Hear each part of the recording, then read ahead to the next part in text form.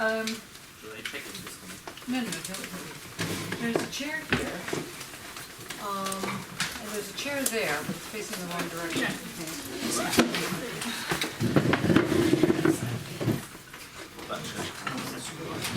That's what it says, yeah.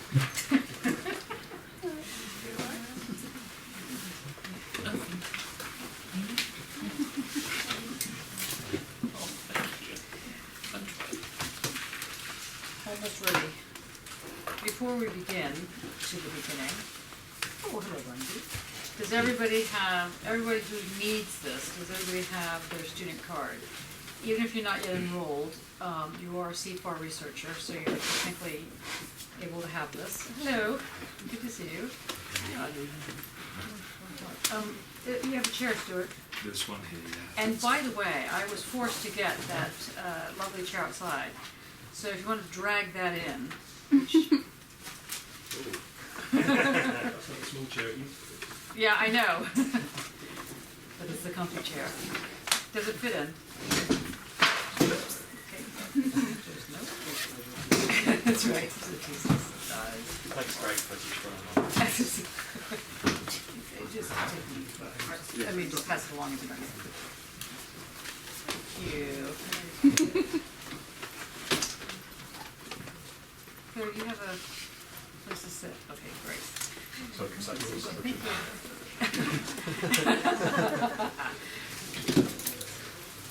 Are you comfortable? Hello. I'll squeeze it. There's got to be a chair somewhere. Oh, maybe. Oh, squeeze it. Yeah.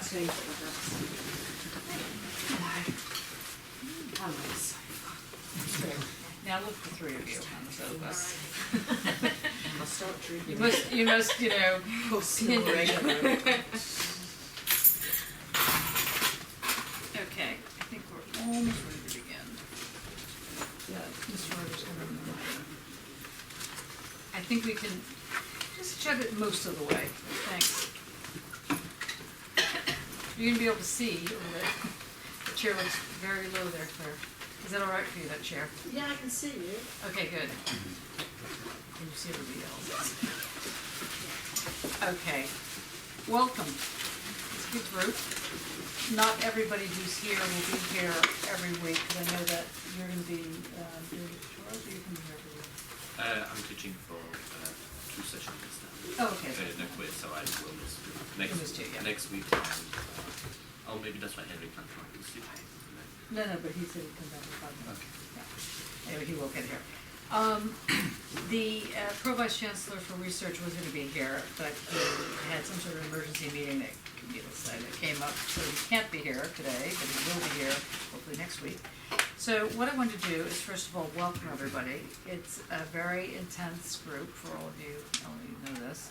There's a few other people that are at the M3C AHRC. Maya. Oh, okay. Yeah.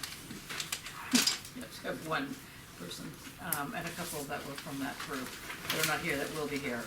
Otherwise, this is us. I think this is it. So look around. Be afraid. Okay, no. Okay.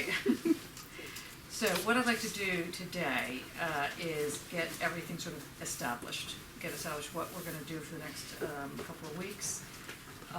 And to figure out what is the best way to go forward, and also to start off by introducing ourselves, which, as you know, is always required. So we record all the sessions. Does anybody have a problem with this? Are you okay with the recordings? Great. Okay, it does go on the World Wide Web, so if you decide to say anything that is of personal nature, good. Excellent. Okay, so, all right. So why don't we begin with you, Mattia, and we'll just go. Yeah. My name is Mattia. I am trying to write my thesis. It's very hard. Trying to finish your thesis. And my work is between contemporary art and philosophy.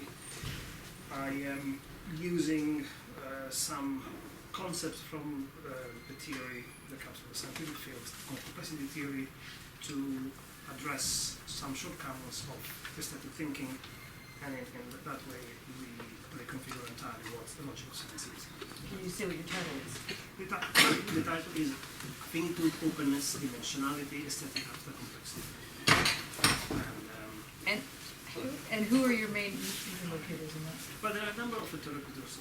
One is Deleuze, that is one of the two characters I am taking distancing myself from. Another one is Isabel Stengers, whose work is very interesting until she becomes a Deleuze. So I'm working with her most of the way on that part of that. So that I admit. And then a number of theoretical scientists have worked on the issue of complexity, pedagogy, and Kaufman, studied these on this side, and then have written theory about it. And there is just a sprinkling of Gödel and completeness over the second chapter. So what would you say in one sentence, can you do that yet, is your thesis? This is about the convergence of possibility and dimensions in a regime of sense, which is not representation. Which is not representation. Great. Any questions, Mattia? Can you say it again? Nasty and cruel. Say it again. The thesis is about the convergence, or rather the complete coincidence of possibility and dimensions in a regime of sense, which is not representation. Your turn. Okay, now you've freaked out Andrea, who's starting. Okay, this is what you'll sound like when you're finishing, okay? Make sure you get the accent. That's right. She has an accent, so this will be good. Yeah. Start. All right.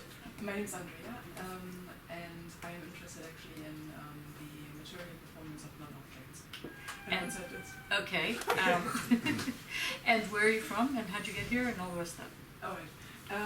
Where I'm from, I'd say I've been born in Berlin and then growing up there, I lived in Switzerland and been in the UK for 10 years, and I've actually came to this university because I've seen really great work on the Columbus, which is now a supervisor at ECU.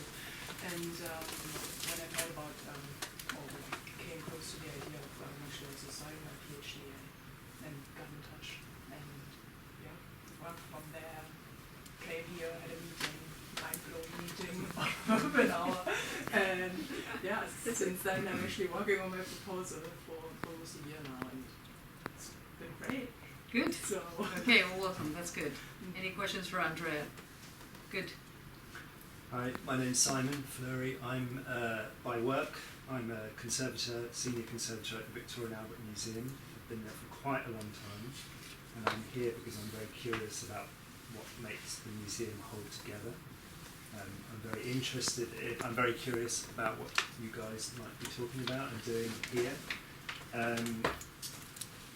I see the museum not as a space of presentation or representation, but as a place of relation, and that relation is mediated, or mediated is the word that I'm really not sure about, by technique and techniques. I think it's been misunderstood at the museum about what technical is. One of my interlocutors is Isabel Stengers, because I'm very interested in reframing the museum as an ecology of practices. Great. Does that make sense? Mm-hmm. Yeah, and I'm very new to this, so I'm like you. I'm a very just deep curves that you have to see. You see, you just flip them all out. You see, pardon me. Sorry. Any questions for Simon? Okay. Hey, my name is Sarah. I'm an artist, and I'm not sure about the title yet. Probably becoming grey or something. As I'm interested in the question of becoming, and mind, body, And you're doing it via your paintings, yes. and the paintings are mainly sculptural, or?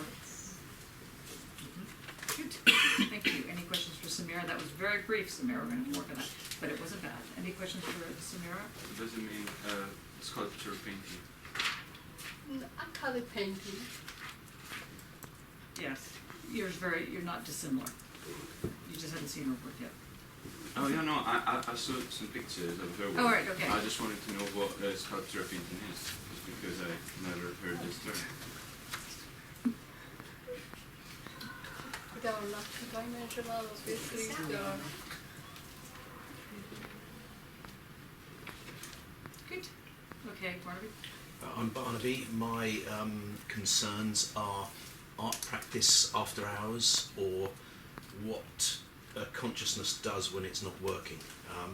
My interlocutors are George Bataille, Hegel, probably Aristotle, and I'm concentrating on an auditory reading of the consciousness. And do you want to have any comment about the stomach? Just had a double espresso, so I think I'll leave that one alone. If that's Okay. All right. You're not going to tell a little title then. What's your title? Silence, susurration and stuttering, audition in the work of George Bataille. Right. Mark. Dr. Mark Walker, I'm a philosopher, musician, artist. I know quite a lot of you here, so I think let's see what emerges in the weeks to come. What's your area of interest right now? At the moment, I've been consolidating some of our past seminars, Fluter's Courage of Truth and Heidegger's The Thing, mainly the Bremen Marburg lectures, things like that. So, some other things, but that emerges. Also, Mark has kindly volunteered to be sort of here as a touchstone if you need to talk to him about different aspects of philosophy and so on, since he's gone through this process. Yeah, anytime. And what was your thesis on? My thesis was on the work of the critical theorist Theodore Adorno. Experiment with embodiment, human immediacy, Adorno's negative affinity. I can still remember the title. Yeah, That's scary. So yeah. Good. There we are. Excellent. Hi, I'm Barbara. I'm an art historian, and I'm gonna leave this week Okay.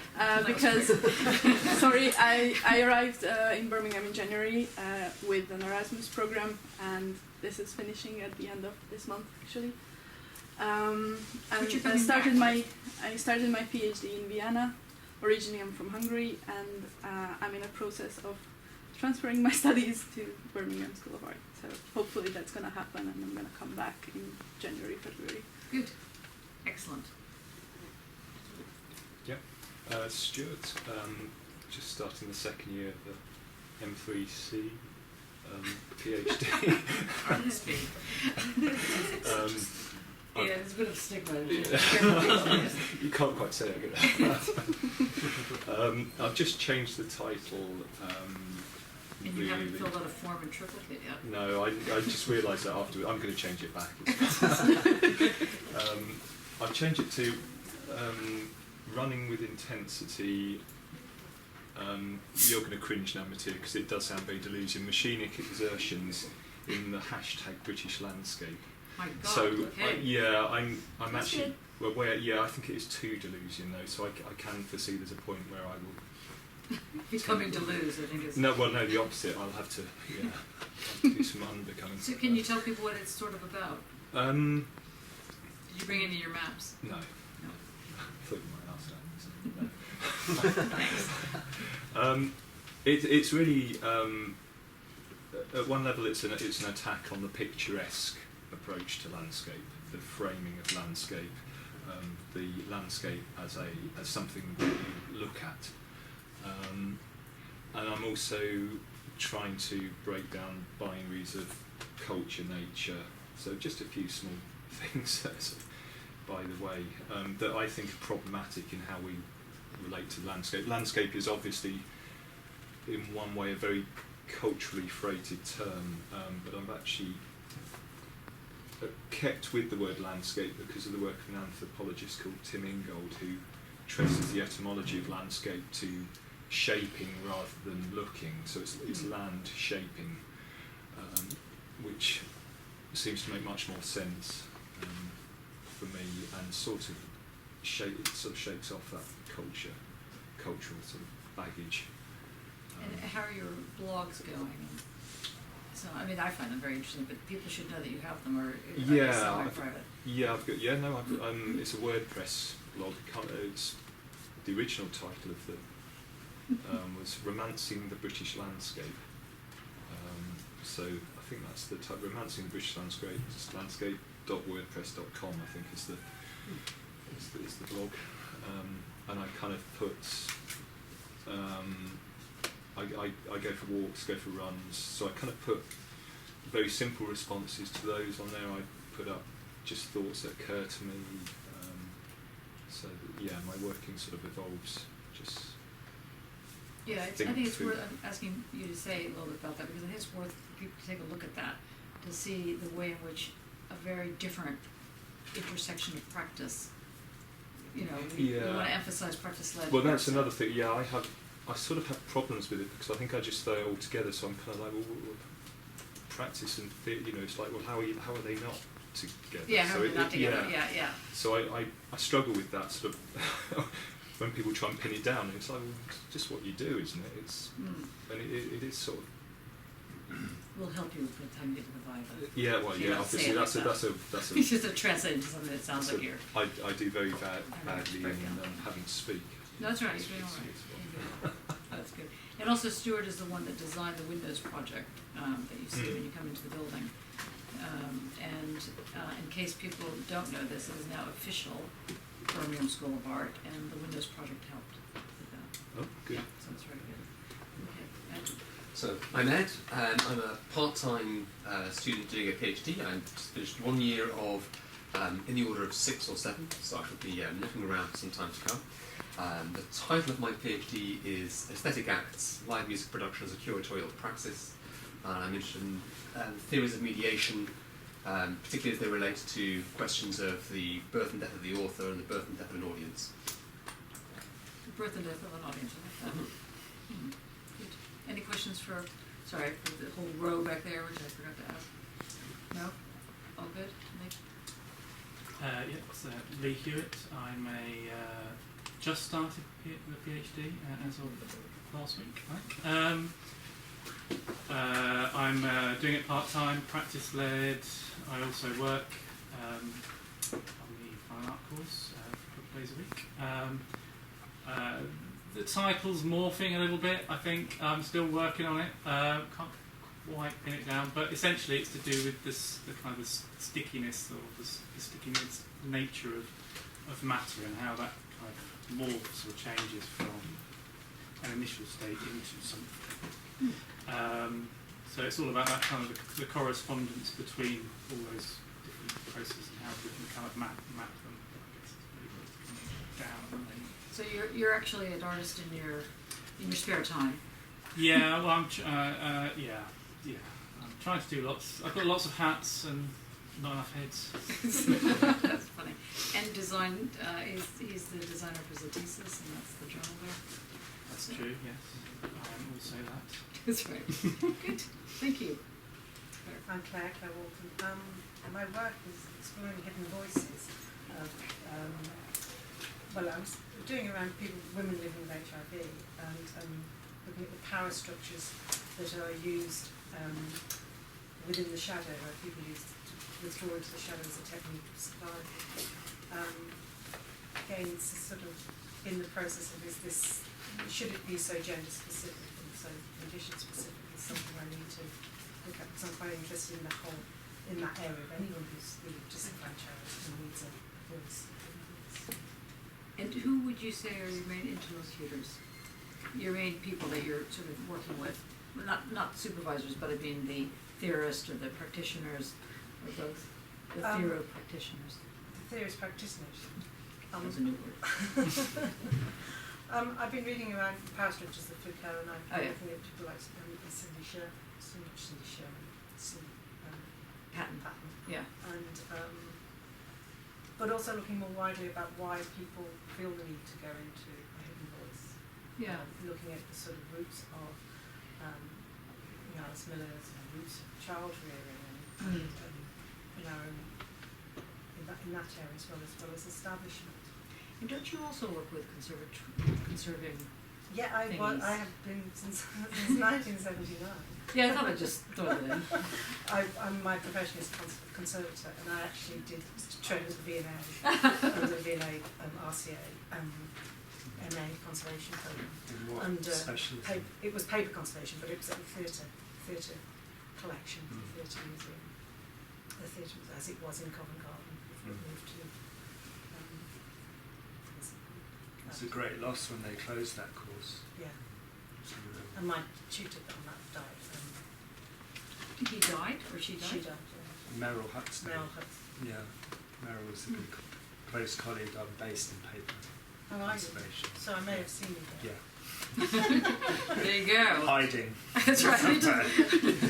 Dane, thanks. Thanks, Claire. Dane Warlow, artist, researcher, and coming to the end of my first year of my PhD. My thesis title is Figuring Algorithms and Immateriality, the Undecidable Iterations of Digital Arts Practice. My God, say it again. That's fantastic. Figuring Algorithms and Immateriality, the Undecidable Iterations of Digital Arts Practice. Now, is this partly because you had to write your bloody application so many times? Yeah. Yeah. Yeah. So you memorize a it. simple one, yeah. Yeah. It basically develops on from a germ that's sort of planted by Leibniz in the 17th century as of an opposition to Descartes' continual logic and the idea of the mechanistic workings of bodies and senses, and how Leibniz introduces discrete logic in monads. So you're going to be looking at compossibles and so on. Yeah, that's all in there, and how that's. I won't go over it. No, go. But how that sort of culminates in the 1930s, 1931, 36, in the work of Gödel and Turing, specifically how they prove how mathematics has a flaw in that it can't be completely mechanical. Any sort of universal model theory or representational theory sort of becomes unstuck at some point if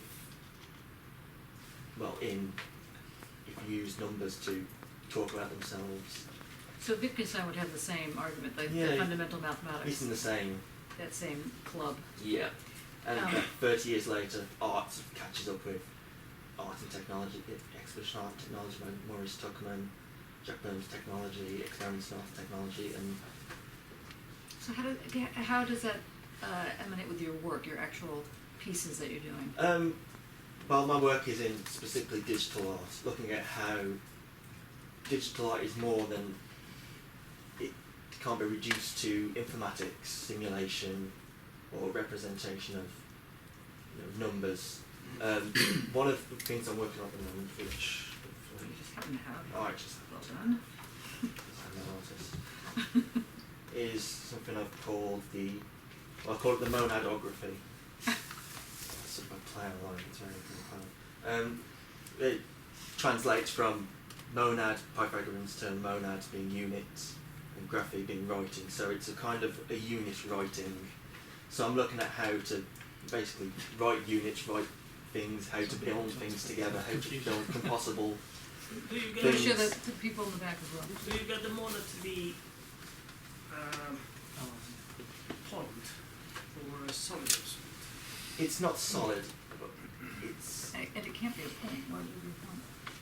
Well, visually it presents this sort of planets, this round. Yeah, right. It does look very moon, red moon, eclipsey type stuff. Because I always think that the monad has a string of information, but not a smooth string of information, a little pattern.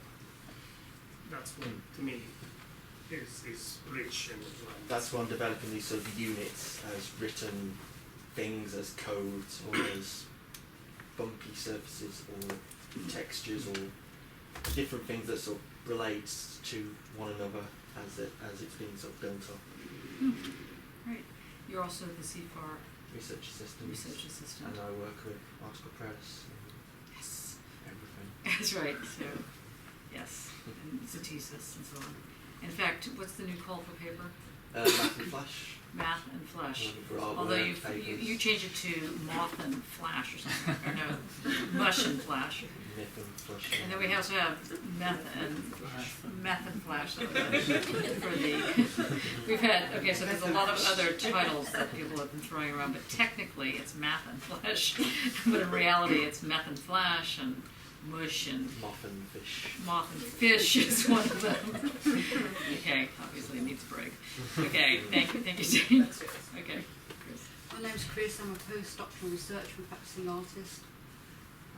Probably comparable to Mark, like happy to talk philosophy, I'm happy to talk art with anybody wants to talk through what they're doing. And you're mainly linked with the Nottingham Gallery? Well, I have a studio in Nottingham and where we exhibit, which did the things with some of the artists here. Most of my summer has been spent art-wise rather than reading. It's been very hard to fit reading in. So I have quite a lot of projects on the go at the moment, including the Nottingham Castle Open, which I think Grace is part of as well. Oh, good. Which will be interesting. Currently researching ideas of, and this has not got very far, of unbecoming, which sort of fits into my idea of intervals and pause and silence. My thesis was called The Presence of Absence and Other States of Space, and it looked at transitional space, interstitial space of the borders, and linked it with territorialised non-places. So where did you do that? Staffordshire. So this all sort of seems to fit in, but somehow it's a bit obscure the way it links at times. I know it's there. That's right, somewhere. Yeah. Good.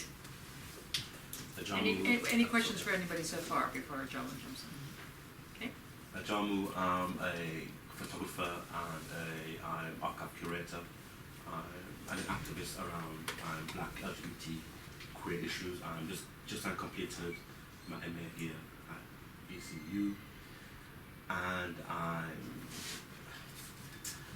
my idea at the moment is around remapping or I'm mapping post-queer archives.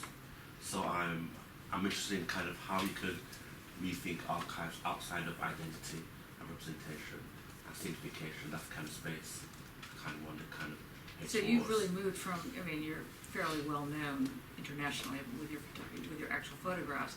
So I'm just, but the kind of work that you started to do here in the end was more like, I don't know, can you describe it? I am created V3 glass boxes with kind of lots of kind of artifacts from my own life. Things I've been given, things I've stored, events I've been to. Did you say that you've stolen? There's things in there. Okay, There's all kinds of things. And basically so there's no kind of order to what's in the boxes, and so really there's there's no kind of way of thinking about kind of the archival materials in a linear kind of chronological way, and that's what I kind of wanted to kind of break down. So some of the questioning is what is included in an archive when it's not based on identity. Yes, yeah. And then also I'm also interested in about actually what is not included in archives, because I would argue that lots of things are not included in our kind of archives, and so that's the thing. So it's close to what you're doing. I mean, not close, but it resonates with what you're doing. Yeah, interesting. Yeah, yes. So part of it is then around kind of not what an archive is, but it's what an archive does, and that's the space I'm kind of heading towards. So that's at the also moment. connected with some of the stuff you'd be interested in. Some. Yeah, interesting. Okay. Thank you. Jamu's giving a talk. Yes, where? Thank As you. part of our Queer Strategies module, and Shout Festival, Jamu is giving talk with another artist, Operori, here at Birmingham School of Art on the 11th of November. I'm responsible for marketing. Well done. Okay. Thank you. Please come. Okay, great, thanks. I'm Alberto. I'm a second year PhD student now, also M3C. And You get the- thank you M3C. Practice led. I'm a painter, although it's now about a year and a half that I'm not using my brushes and my tube colors. But I'm more and more a painter, I think. And So you're just trying to be really in case people have not seen Alberto's work, there were original discussions in some of the early tutorial meetings that what you were doing, because you sort of at that point you were weaving strips of found photographic images. No, that was not found. Okay, it wasn't found. Where were they? I took the photo and Oh, I see. And then you wove them. Yeah. And you ripped them. And then you considered that painting. Yeah. And does anybody want to ask him about that?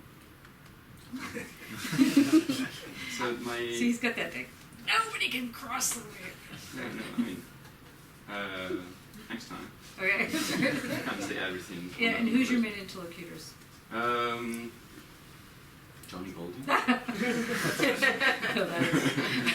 the only person in the board that you have not read. He refuses to read any of the Right.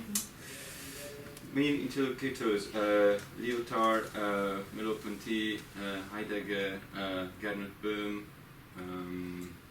And in Boehm's work, what is it that you're? Because he sort of gave you a way in. Yeah, I'm interested in the way in which the theory of atmosphere can help Heidegger to do the final leap, because in the original work of art, he was pretty much describing how a work of art works as such, and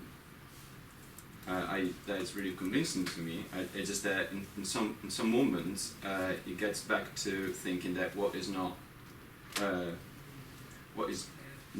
in nothing has to be a thing, and that way it just gets back to objectifying things. To the ontological position. Yeah. So in a way, the theory of atmosphere it's quite useful at that point, because it's Which is what Boehm does. He's the theory of atmosphere. it says that it's not that you start with a substance and you add attributes as in the classic theory, but you start with this sort of a broad, sort of unmaterialized thing, and then you might objectify the generator of this atmosphere. You might, but when you do that, the atmosphere is gone. So that either you have the activity going on, the life going on, or you have the moment of analysis. So this means that you do have both, but you need to know that it's two different kind of enjoyment. One is to have the work of art working as such, and one thing is to analyze it. Both things can be enjoyable, but it is important to be aware of this dual something, because I wouldn't say entity, because one is more of an action. Because we had tutorials on this one. Yeah. But that's, I mean, I like it, but it's very much Heidegger.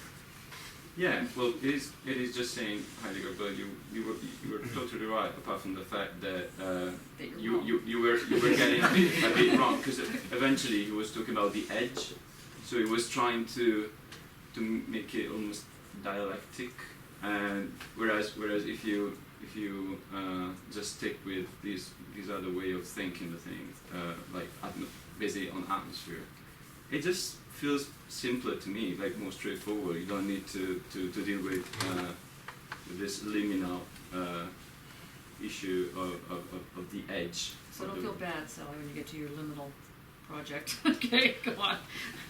No, I mean limits are fundamental, because you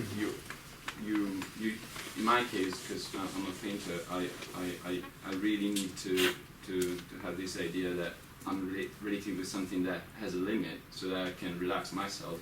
I can face the event coming up, and I don't need to keep on exploring forever. So I love the limit. It's just that chapter title: I love the limit. I love the limit. It's just that I love it in a way that I like the limit to behave, like to work itself. I don't want to be the one positing the limit. I just want the limit to get in action. Get with I don't the know, picture. Okay. I that's think good. this is very confusing as a No. presentation. I think it's quite interesting. Okay, I haven't said the title of my thesis yet. Yeah, what is it? The only one that wants to do it. So the provisional title is When the Eyes Listen to the Violence. And this is the first bit. Change. Yeah, and then the second bit is interference as the ground of painting, capital P, but ground is groundless ground. We decided not to say groundless ground, because otherwise it would be too long for the title, but Yeah. between us it's groundless ground anyway. Sure. For ground, read groundless ground. Yeah. No, that's Yes. good. Any questions for Alberto? Just a comment. You picking up on the weaving thing. I don't know if you. There's an artist. He's perhaps a little obscure, but called Ray Smith, and he, I think, uniquely uses acrylic paint and weaves across the surface of the canvas. It's a really kind of interesting dehiscence of the surface of the painting, which is both limited by the by the process of weaving, which is very formalised, yet plays enormously with the concept of surface and the usual nature of acrylic paint on surface. It might be something to look into if you're interested. There are many contemporary artists actually working with weaving. Weaving is quite fashionable now, I think. I also thought when I was working with weaving thing about playing with weaving and color, but actually never there because I was really afraid of getting into kitsch. But that's why I'm curious to see how this artist does. Yeah. It was pretty much like a taboo for me. Yeah, he's been doing it for a long time, but I think that he is the only one who's ever done it to use the. It's not an easy technique to master, and so I think he's a competent technician as well to be able to achieve it. But I'm trying to see some images if you can just to see what he's doing. So you're not doing the weaving really anymore? Yeah, I don't do that anymore. You're doing like the. Can you sort of, because you don't have any images, I suppose, but can you say the dots and? Yeah. In this case, I was working with some sourced photos, analog photos. That I like. I really like the photos, but they were test prints that were discarded because of some flaw. Yeah, because of some flaw, and so most of them were like too dark, and so I was just trying to finish these photos as paintings. In a sense, I was doing some disruptions. But these disruptions were meant to be constructive, so that when the work is done, if it works, if it's successful, then you will have the impression of the necessity of the action I did. But of course, it's an illusion. Like you think, oh yeah, of course it's there. It makes sense. But of course, it was very arbitrary. That's why I call it a leaping step, because it's a leap. It's a violence you do to what is there but then afterwards it feels like a step, because you also liaise with some details and not with others, and so it's not gratuitous. So my activity as a painter in that case was not to be any good in anything gestural. Like there's nothing about in a virtuoso at all in my hands, but it's about trying to find something that is brave enough to be a game changer, but that can tease out something from what was there as well. So. And why does the eye listen, not the ear, for example? Because just a leading question. That refers to the Freud when he was saying that a good psychiatrist should relax first of all, not try to use his own consciousness too much to understand and to select information, because it is only through a communion of subconscious that the hidden messages, the real communication can operate. So what I would like people to do in front of some paintings, at least, not necessarily everything, but the one I like, is to look at them as if they were a fire in a chimney place, like without any attempt to read them, to understand them, just to see if they start getting emotion. But of course, if you really feel like something has to happen, it will not happen. So it is tricky. It's about becoming so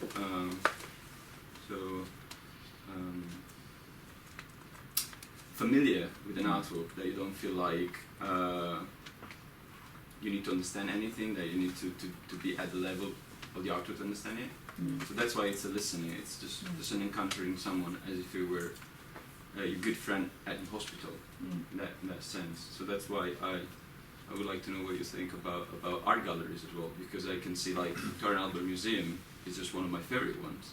But if it's about perceiving an artwork as such, I really would prefer that artwork to be in a very cozy place where I can go anytime I feel like, something that is close to me, because I don't live in central London, and very few people are rich enough to live close to.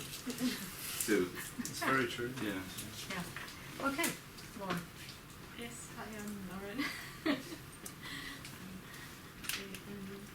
I'm most, well, in general, yeah, my research is on notions of events, I think, but most recently I've been sort of, I've been wanting to, obviously I'm not obviously, but I'm the key sort of figure in my work, in what I'm interested in is Lyotard's work, and his notion of dispossession. But obviously Heidegger is key to Lyotard's work, so I've been rereading some Heidegger quite intensively, except just a couple of fortnight back, so it's killing me. So obviously I had like a fortnight so off work, so it was really great. So I read Quentin Melis's. Well, actually, I was finishing Foucault's. I was just returning to Foucault's Society of the Offended, and then I wanted to read the Quentin Melis after finishing it. Then I wanted to read the Maywell Ho's Structure of Water, and then I think there's another one in there. But I was sort of like putting off the Heidegger's contributions to philosophy of the event, because I knew that was going to be like really kind of very.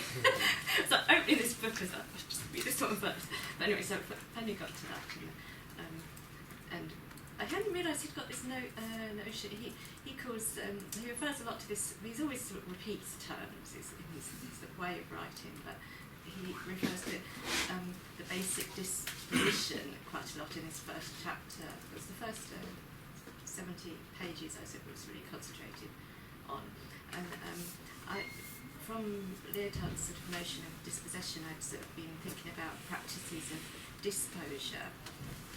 It's in terms of my research title, my current research title is The Non-Metrics of Art, Parapherics and Rate Counts, Practices of Disposure, the Politicality of Ana-Philosophy. Anyway, so this practices of disposure,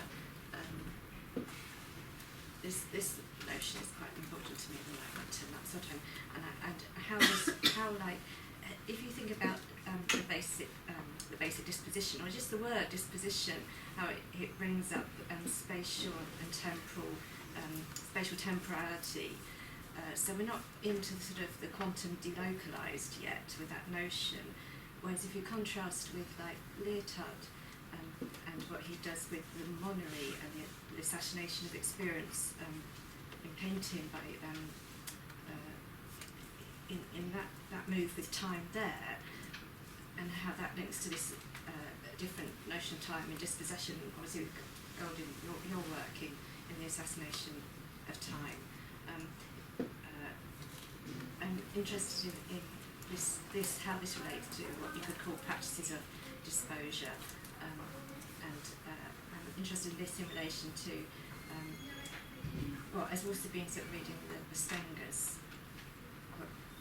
a lot, and linking up this with how you find this notion of disposure in the sciences, which would be in the quantum entanglement. So is this disposure a kind of non-representational way of representing, representing in quotes, silence, or this that which can't be shown?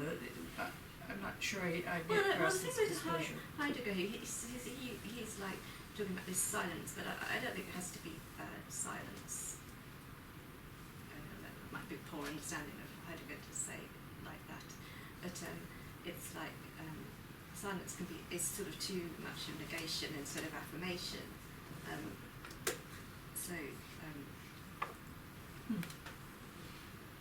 Okay. Any questions for Lauren? It's a very quiet group. Normally you're not so quiet. Okay. Thank you, Lauren. I'm Guy, first year PhD. I'm an artist. I'm working with sound. I would say perhaps working in the scene between sound and matter, because I'm not just interested in sound in terms of what we are actually hearing, but also how it affects matter, or how matter affects sound in that sense. And I'm working a lot with recordings and analog equipment, but I'm using that as a way, and this is part of my research, to understand the digital or acoustic structures through recording, through restaging recording in that sense, not as a representation move, but something other. Yeah. So you take these, since people have not, there's a number of people here who haven't seen or heard your work, so you take these like 1970s, you know. Yeah, for example, in the work that I did in the intro, I used two reel-to-reel recording machine from 70s, 60s, and I created two loops which were acting as, in a way, they were constantly repeating themselves, but they were not sounding as a loop in any moment, because they were constantly recording themselves without erasing themselves. So they were constantly pushing the matter or transforming the matter of the magnetic strip. And my work, my performance with it was this sort of interaction with that magnetic strip, using my hands, using other tapes, all sorts of recordings. I was re-recording the tapes themselves as they were moving, but everything happened on this infinite loops, and I was, negotiating this infinite movement with ideas of timing and what can eruptions of sounds. And how do you know when the piece is finished? Is it just because you only have like 20 minutes and I mean, how do you actually know? Well, that's one limitation that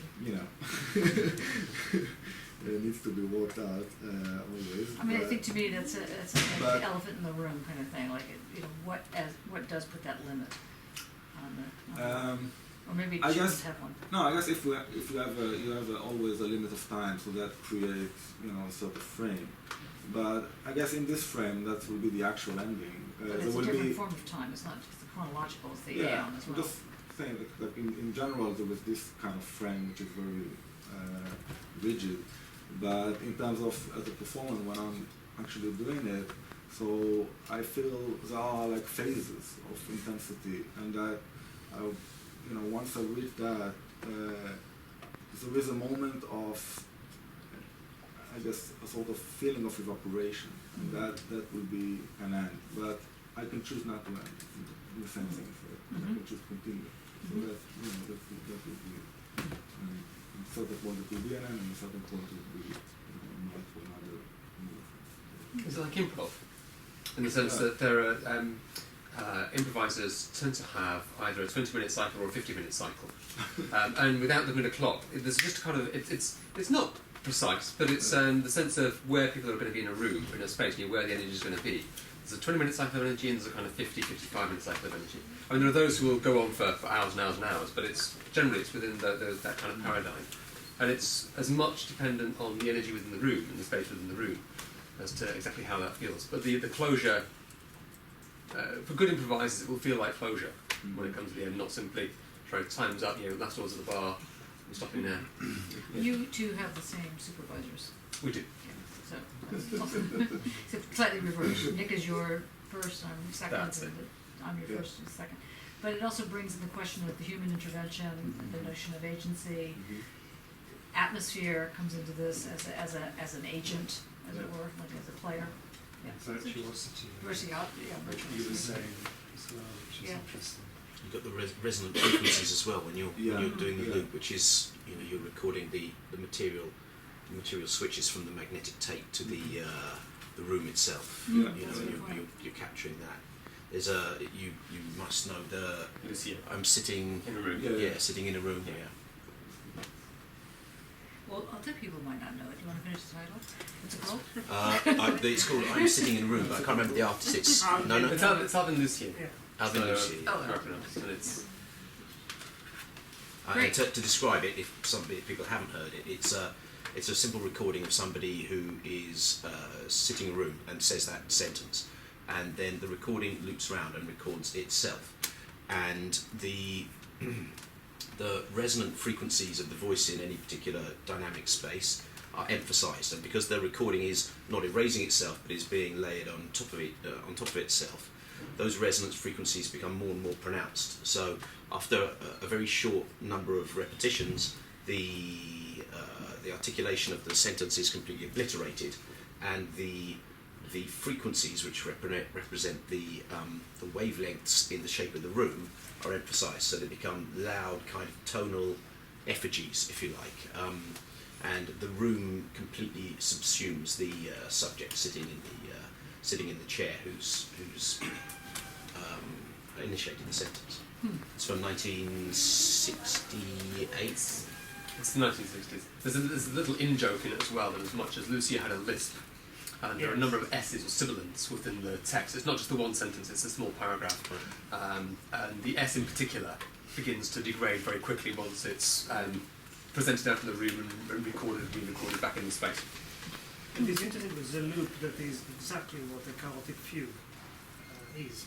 So it goes from the initial conditions repeated upon themselves until they get into turbulence. So you lose the original semantics of the sentence pronounced, but then they find a new order, which is the harmonics, the music that comes out of it at the end.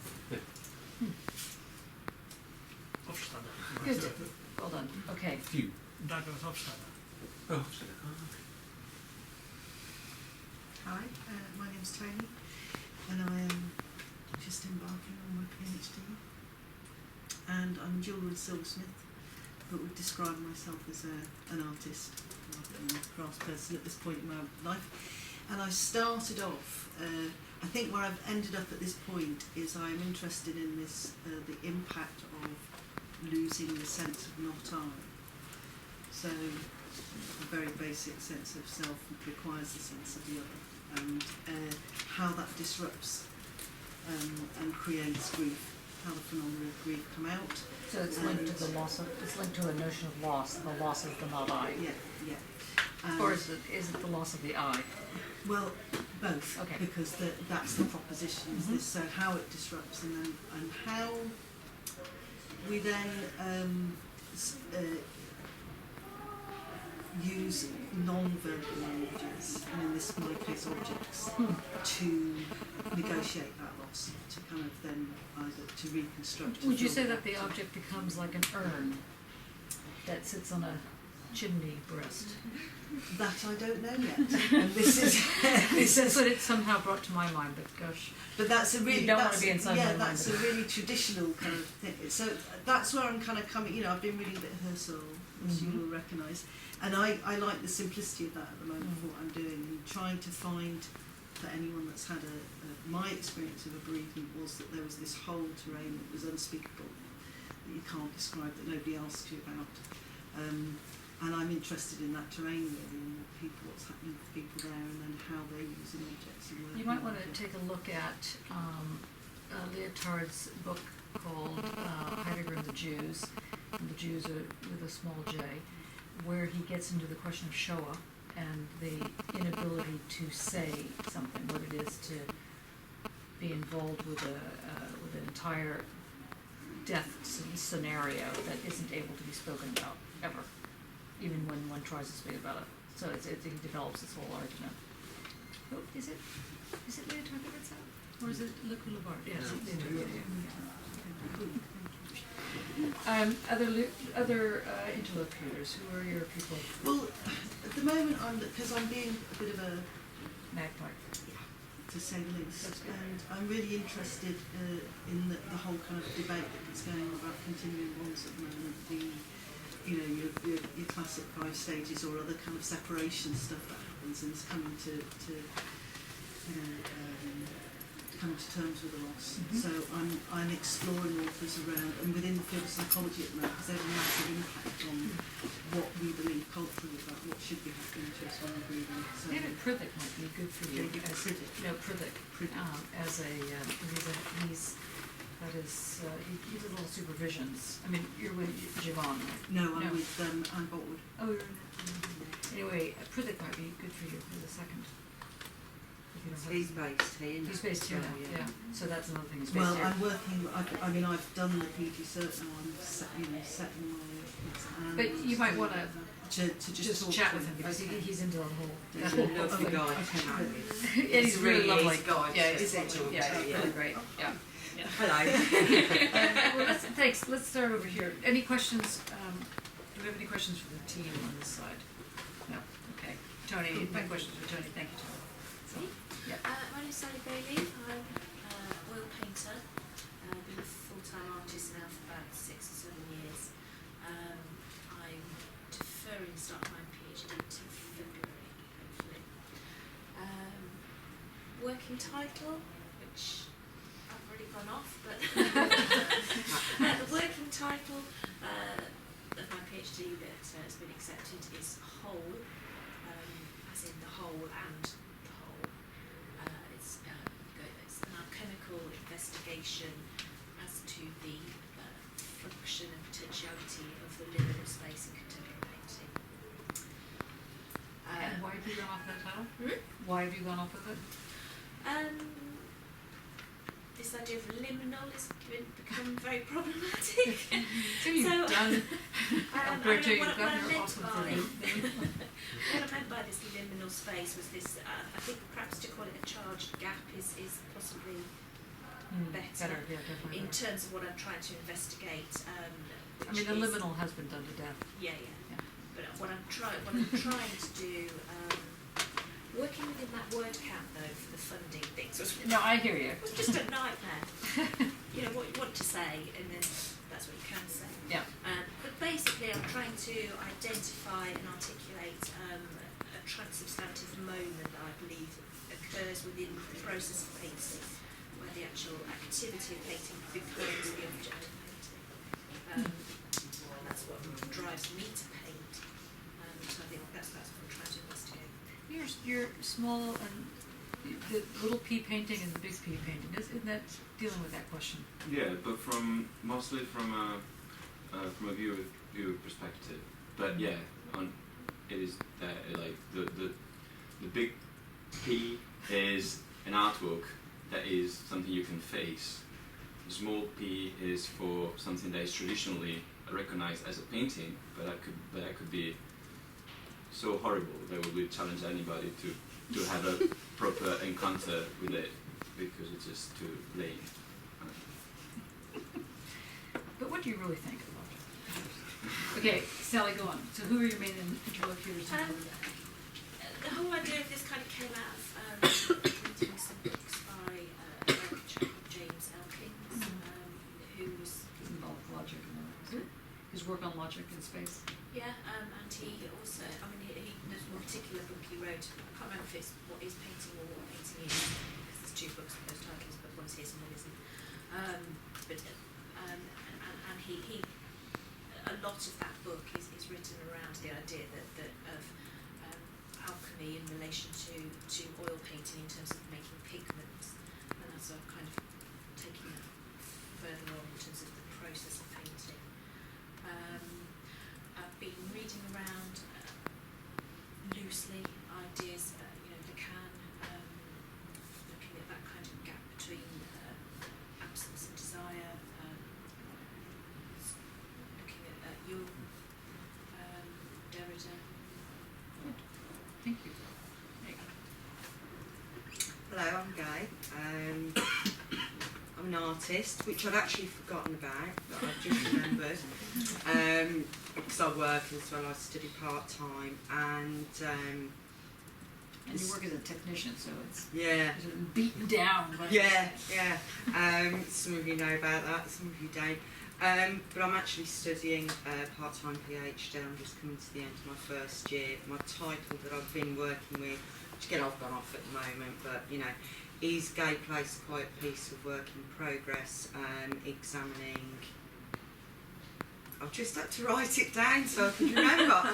An exploration of bodily identity as experienced in the production of contemporary art, and... We do know that the titles have to be less than a page. Yeah, that's it. That's Okay. all you've got, Johnny, and I'm still playing around with it. But I work generally as a sculptor, and I look at representing the body without the body being there. And it's how I negotiate that with materials. I use text and things like that. I'm interested in identities and body and how humans deal with their bodies and where the bodies are leading. So it's sort of just coming into that idea of post-human and what that actually is and what that entails.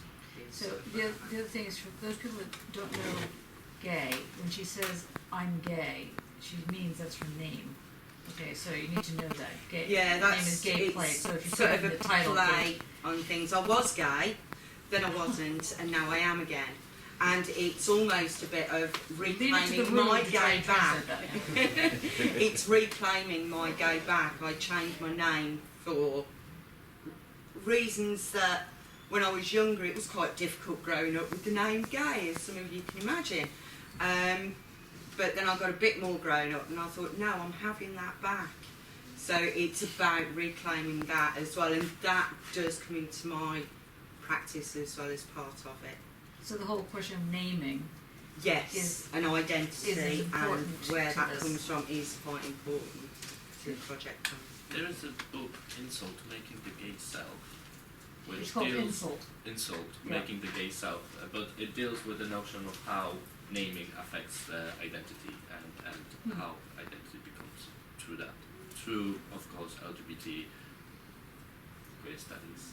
Again, insult, making the gay self. I think that sounds. There's also Right. the work by, it's quite what? But it's a good book. It's, yeah. Quite small.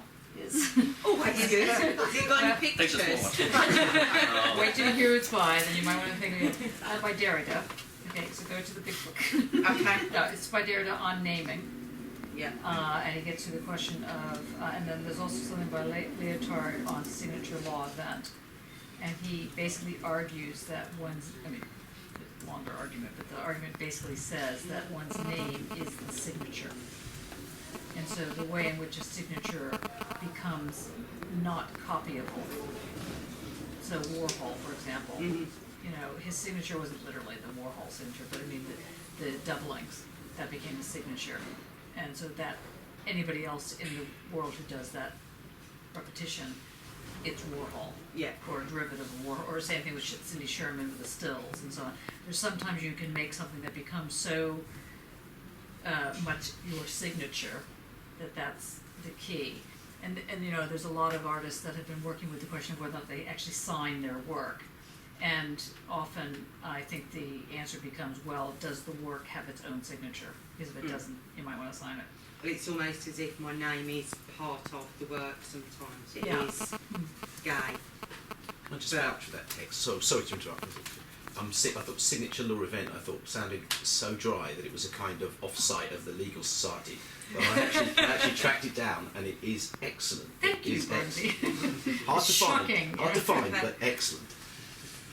We know we have it in our Dropbox. Okay. Oh, now why didn't I think to look there? It's avoiding bills. It's the habit of a That's right, lifetime. that's right, that's right. We'll get to the Dropbox. Yeah. Good. Any other questions? Thanks for that. Yeah. Dropbox still there? Because I know on Sunday it seemed to have disappeared. It's also on Google Drive. For those people that, it turned out that Dropbox, you have to pay to use it if you have not, you know, if it's, you know, we have too many books on there for it to be now free. So, Can I say something? yes. I got an email from them this morning when I walked into the Curzon building, and The email from whom? from Dropbox, in fact, saying, let me have a look here. It's some student challenge cup. So I signed up to it, and they just gave me 8 gigabytes of extra space. So, which is kind of handy for everyone, really. 8 gigabytes. Yeah, that's Wow. And all you have to do is drink 20 pints in 3 minutes. Exactly. It's a phone. Well, you have your 16 to 25-year-old card. Yeah, I don't know. I just walked in and it just. You should have signed up to Dropbox there, not But some I computer virus. That's right, exactly. It's in the link. Yeah, I'll send Is it it? to everyone. I don't know. I assume It better was, not be a virus. No, I got it as well. I didn't link to it, but Oh, you got it as well? I got Yeah. it through. Yeah. Well, anyway, I didn't. the CFAR assistant, Dane, otherwise known as the slave assistant at this point. Sorry, Dane. No, but he's been working very hard. He very kindly transferred everything onto Google Drive for those people that can't, or that didn't have the 8 gigabytes, so that everyone could get a hold of this. So that, you know, just go to either Google Drive or Books PDF, and you know, and love your computer filing system. Yeah. Any other questions? Thank you, Gabe. Hi, I'm Taras. I just finished MA in here last year as well. I was thinking to start PhD possibly next year. Yeah, I'm a performer, and currently actually I was looking at people who work in non-representational theatre. So the people who really caught my eye was Romeo Castellucci, an Italian director. Then there was 2 Americans, Robert Wilson. And the third one was Richard Foreman, who's the founder of Onto-Hysterical Theatre, which I think is a great name for theatre. Yeah, so there are like 3 main, practitioners at the moment, which I look for. And The 4th one being Isadora, I would think. the software. Yeah. Isadora Duncan. Is it actually named after Duncan? Yeah. All right. Yeah, so like they make theater which is based, say, less on text and narrative structure, and actually we borrow from cinematic techniques and say music composing techniques, and they use spatio-temporal montage and collage, actually to produce meaning. So the sort of ruptures and fragments coming together and establishing themselves in a clear way. And yeah, and I thought. Complement them, I was looking at Simon Don, Simon Don, and Benjamin, and I think hopefully we'll find all of that. So. Who's your favorite philosopher from last year? Last year? Yeah. Heidegger. Heidegger, obviously, of course. No, yeah. Which one of Heidegger? Identity and Difference. Yeah, either being or time or technology, or like I don't see them. I don't see those writings as separate things, to be honest, because they seem to be very complementary. Well, it was the same person who wrote them. Just saying. Yeah, but it's just pure like iterations. No, it is. It's true. That's what Lawrence is saying. Have you read Hans-Thies Lehmann's Post-Dramatic Theatre? Yeah, I'm not too keen on Lehmann, to be honest. I think he's sort of behind already, yeah, they have the whole book, and I've read it, and I've picked up like in Worcester Group or whatever, like it's littered or loitered with examples, but his theory seems to be, like what was it, like 60s, 70s, I can't remember, like Mid-90s. Was it? No, but I think he practiced earlier, didn't he? Lehmann, Hans-Thies Lehmann. I don't know whether he was a practitioner. I think he's a theorist. Practicing theories. Okay, great. But yeah, I mean, I've read that book, and I just it didn't really catch me, to be honest. Like it didn't have something in it. So he writes about intermediary. He writes about a bit of sort of intermediate theater. Like all of these sort of notions of like intermedial, Gesamtkunstwerk, blah blah blah. They seem to be very annoying to me, and they seem to be misleading somehow. They pull somewhere else, and they try to give a name to something, and that name feels incorrect. So I just can't look at this text. There is a couple that's in Sweden called Lund and Cycle. Oh yeah. They work on that. GPS on bicycles. Plenty. I don't know about that. There was one is The buddies of yours, aren't they? Yes. The Symphony from the Missing Room is the last piece I've seen from theirs. Where they recorded people it was the Battersea Arts Centre, which is then burned down in London. They recorded people having talks, moving, using the space, and then gave you headphones and led you blindfolded through the space, sometimes touching your fingertips, sometimes just telling you where to go. But you were at the private side and you just had this piece of space through the sound that was recorded in that space. And they record with a special microphone that looks like a head and records from the ear. So you have the perception of 3D space through the sound. And you can even wear headphones and whisper into the ear of the thing, and you whisper into your own ears, which is quite funny. They're quite interesting. No representation of the Again? Lundal Saito. I'll ask after. Lundhl. There is an H in there as well. Yeah, and then Sendel, ST. SEITH. I got it. I said it. I'll Any questions so far? Just No? one Yeah, quick. sorry. Are you reading Simondon in translation or in French? Was that you, the Simon, who added the Simondon Yes. to thank you? No, that's No, fine. I've read, like, there was another book that actually a guy sent me, and there was only short Simondons thing, you know, and now, yeah, I've read, I can't remember which one that has, like, the long introduction and then the essence of technicity, I think. Right.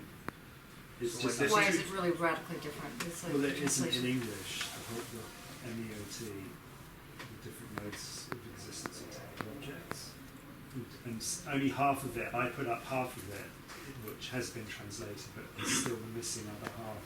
Mhm. And I just wondered if you spoke French or read French, you No, might. unfortunately not. But this no. might be helpful for your work, because of the way in which the technical objects have positionalities, really. Yeah, He calls it technicity. yeah. Sounds like his work's only recently been picked up by the English speaking world. Interesting, But, yeah. It's very It's interesting the waves of that as well, you know. Okay, thanks, Thomas. Hi, I'm Sarah. I have just finished my MA as well. Also trying to sort of pull together a coherent PhD proposal so that I can start next year. I work mostly with moving image. I know Jakob and I were just debating the title moving image earlier because he thought that it meant animation and I thought that it meant much more than that. So now I'm thinking even the title. Well, you could call it time-based media, which is what the area is, and the M3C AHRC thing that you'd be applying in that section. Time-based media. See, that's interesting because that is actually the question that I'm asking. Yes, and that's why people apply in that one. Yeah, Because it's time-based. yeah. Like what does it mean to be based in time? Yes, Yeah. I'm very much interested in that sort of continuity, discontinuity kind of argument, and I sort of, it's interesting to me that in a world where we're trying desperately to dissolve binaries, we have this binary of continuity and discontinuity, and I want to try and see if there's a way that we can kind of find something that sits in But between. discontinuity doesn't really mean No, that I it's know. other than continuity. Yeah. It's a differently continuous. It might be a better way. That sits better, definitely. Differently discontinuous. Sort of non-linear. Monolinear. Non-linear. Oh, non-linear. Yeah, that could work.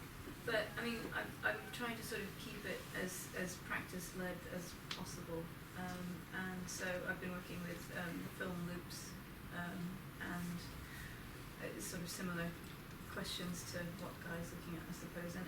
But for me, because I'm also looking at sort of degradation and distressing that, because part of the work is in sort of unpacking what moving image actually is and how we receive it.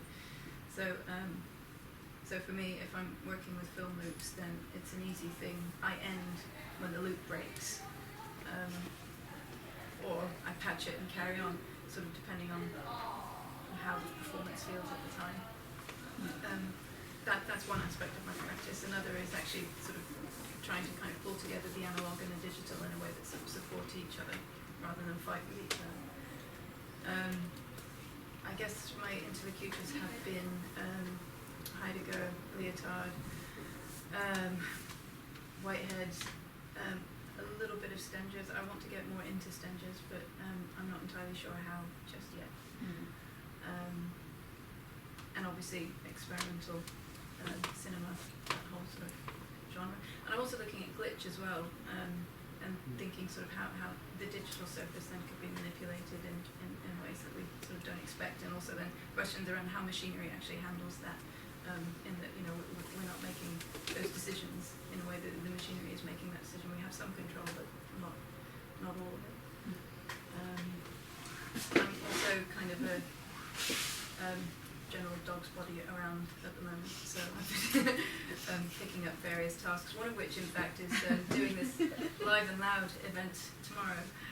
So you will all have had an email from either me or Johnny, or both of us in fact, saying please come tomorrow, which is this seminar that we're doing from 5 till 7. So I think a number of you have emailed back and said that you're coming, so thank you very much for that. But if anybody else can make it tomorrow between 5 and 7 at Selfridges, Level 1, wearing home in kids wear. It's being recorded. Yes, yes, and we were, yeah, so if you can come, that would be fantastic, because what we're doing is a pop-up research seminar, in fact, where we're going to be talking about research methodologies, and so if you do come, bring an object with you that has some significance to your work or how you perform. That is not your work. overtly sexual. Yes. Because we're by kids wear. I feel like I have to say to this crowd. Yeah. Because we've had a little few issues with it. That's right. Well, yeah. Now everyone brings a sex object. Perfect. We just need to be sensitive because obviously the audience is the general public, so and we're also inviting them to participate as well. Yeah. It's actually not the kids you have to worry about, it's the parents who, you know, will assume that this is bad. The kids have all gone through it. So anyway, please do come and bring your stuff and be prepared to talk for 5 minutes or so. That would be fantastic. Thank you. It not only can it not be overtly sexual, as I say, it can't be overtly scary. That was another condition, because in fact the various issues we ran into were slightly less about the overt sexual objects that people seem to give us to show on the walls, and more about the fact that it was frightening. Okay. Yeah, I mean, yeah, we don't want to be accused of giving children nightmares. When you say we. Okay, I don't want to be accused of giving children nightmares. Okay, thanks, Sarah. And there's going to be a few performances dotted throughout the day, starting at 1. When's Tina's performance? Tina is performing at 2, and then we have, I don't know if any of you saw the MA show, particularly the private view. There was a performance that Tina and Sharifi I think quite profound, actually. Yeah, and she's sort of exploring aspects of place, a sense of place, and the sense of the self in place, and finding a home, I guess. So her performance will be sort of around negotiating space, in essence. Yeah. And then we have Simon Pete performing at 3, so he'll be doing a sound performance, where he will be Not scary. not scary. Thank you. Met Yeah. him yesterday. Was he upset about not being scary? Yeah. I know. I said we took big speakers, but I think it's not going to be live and loud. It's going to be live and quiet. Yeah. And then we have Jakob performing at 5:30. Fully clothed, right? Yeah. It's very hard, I know. No cutouts. And then on next week is like more Who said that? performances. That's too many ideas. Yes, and also to plug the next day. Sorry, I'll just finish up on Jakob. He's going to be reading passages from Kafka.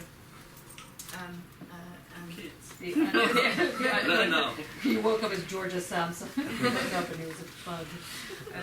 But yes, and then the following day, I mean, the festival goes over 4 days. It's up until the 4th of October. Tadas is performing the following day, in fact. Are you going to be doing the same thing you did upstairs? No. Oh, no. Something else, yeah. Okay. And then it's called 7 Disorderly Acts, like, and it's sort of tied to, it's tied to this show and article right now, which is called Staging the Artwork, which I think is quite interesting.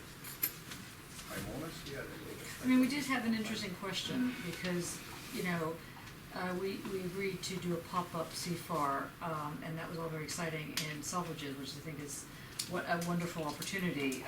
But as it turns out, most of the people here are doing work that is, not most people, but let's say a lot of the work could be read as being sexually provocative and or just in your face or whatever the story is. And I hadn't even thought about it. In fact, the images that we sent over, normally, I mean, I've been chair of the ethics committee, so you think I would have thought about this. But sadly, I have been, you know, clearly anesthetized to some of these issues, and didn't even pick up on the fact that certain things were, let's say, scary or controversial or whatever. And it raised the question of whether or not we would pull out, because I didn't want to pull any of the work because it would be sexual. We had to, if we weren't going to have it, it had to not fit in with the mandate. But if it were sexual and fit in the mandate, then to me it was like, and that raised all these questions about, well, what happens in like public spaces? You know, you must face this all the time with the V&A. Yeah. You know, like what can you really show of an artist's work if the artist is in fact, so in fact, with your piece, they had, you know, you had all these like sexually explicit images in those little containers, and they were at the level of a 5-year-old, which nobody had thought about. Should have an ethics subcommittee of under 10s. I think it was a good idea because I have a feeling nobody would have found that bad. But anyway, it was the ones that were over 10. Let the children speak. That had issues. But it was an interesting conversation, and in the end we opted for a kind of in-between position, but I'm not convinced that's the right way to go yet. I think, you know. In many ways it's a test bed for sort of how CFAR positions itself. Do you need to use that second word? Sorry, test. It's a test. Case. Case. There we go. No bed. Okay, yeah. Yeah, so, and I think it's a problem. I think it's an interesting problem. But it's a problem. It's one that I don't want to shy away from, and I don't want to, you know, suggest that you can't do anything that's sexual, but on the other hand, what happens when you're in, you know, near the kids department or whatever the story is? Or, you know, do you have like a whole committee that deals with these kind of things? They do, yes. Less I say about it, probably right. better if it's That's right, that's true, yeah, that's true. But, you know, it can be very tight, and it can be on quite things you really don't think. You just don't think about, yeah. Yeah. You know, a child eating an ice cream. Yeah. Was banned from use in a poster in the underground. Yeah. Yeah, and so it's like that kind of thing. And then on the other hand, the mannequins that are sitting around all the shopping centers that are like usually naked or whatever they do themselves, you know, that somehow that's okay. And it's just interesting what is allowed to be shown and not seen to be a problem at all, and then the things that are like absolutely like they have apoplexy. And that's why I'm wondering with your 7 disorderly acts, you know, you smile. They told us to shut up yet, so let them happen. You also don't know how things are being seen. I've been doing it almost daily, iMessage, exchange of images, so it's not sort of word association, it's more sort of rhizomatic. Right. And I sent what I thought was an image of like lichen on a stone in the shape of a maple leaf, and she's Canadian, but she took it as a penis. So right. The images have got slightly different lately. Yes, right. You know, yeah. She sent a responsive image, which you I see, thought I was just maple leaf. Even if it were a penis. Lichen on a penis. That's right. No, but even if it were that, that's like the a question. franchise. What, you know, where are these, you know? Yeah. Now, I know what the codes are, the obscenity codes, because like I said, I've been chair of an ethics committee where you had to go through everyone's research for the entire university from first year to you know, professors and so on. So but you know, asking that general question, but really, what is the problem? You know, it's like on the one hand it's about sex, on the other hand it's about sex. So it's just it was an interesting. We had to have an emergency meeting yesterday. We did, and I think that, you know, the question in our minds was that, you know, if CFAR is a cutting edge research institute, which it is, you know, then it's very difficult to demonstrate that cutting edge without demonstrating the cutting edge. So it's a real question that we need to ask ourselves. I mean, I don't think one has to go into sexually explicit, violently explicit things for no reason. No, but we also need to not shy away from asking the questions, and I think that, you know, but then we just need to think about the appropriateness of venue and things like Well, I that. think there's like a bigger problem because, you know, this whole 4-day event is pitched as Birmingham School of Art event, you know, like in It's got the, edge of talking about an art or whatever, it's just all that. And how it places the whole school, to be honest. Well, that's another question, so I think it's just purely CFAR issue, I think. Birmingham School of Art has bigger letters than CFAR, and that on those posters. Surely you Sorry, do. right? Yeah. Anyway, so it's just something to think about, that's all. Everything that you do has limits, so doesn't it really? I know what sort of point we were saying, I just stop when I feel like stopping intuition. Every time you apply for something or show artwork, there are some boundaries. Yeah. But I mean, on the other those hand... boundaries can move very quickly depending on who the person is. So obviously, sometimes it might not be the institution's problem or ethic or whatever, but it could be with that person, and the things can move very, very quickly. Yeah. And I mean, that's have one of the you had your issues. work censored? Yes, I have, yes. I would think so, yeah. At the Queer Arts Festival. At the Queer Arts Festival? Yes, yes. Why did they censor it? Because I design, and there's ruling that you cannot show an erect date more than 45 degrees. And someone measured this. Protract this out, lads. Someone kind of says, well, actually, it's because it was going that way, not that way. The non-metrics. And they said metrics weren't a part of art. Yeah, you're right. Yeah. Why would it be problematic if it is more than 45 degrees? Someone can. Because it's an erect penis. Yeah, because that is considered. Yeah, that is, yes, so basically there is a difference between how an erect penis is seen than a flaccid penis. It's just one of those. Yeah. But you can shoot on TV all the time.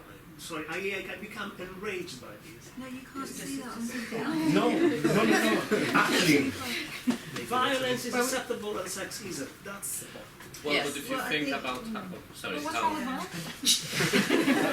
Matters of children that becomes a matter of child protection, and there's a whole other terrain there which is really, really important to unpack.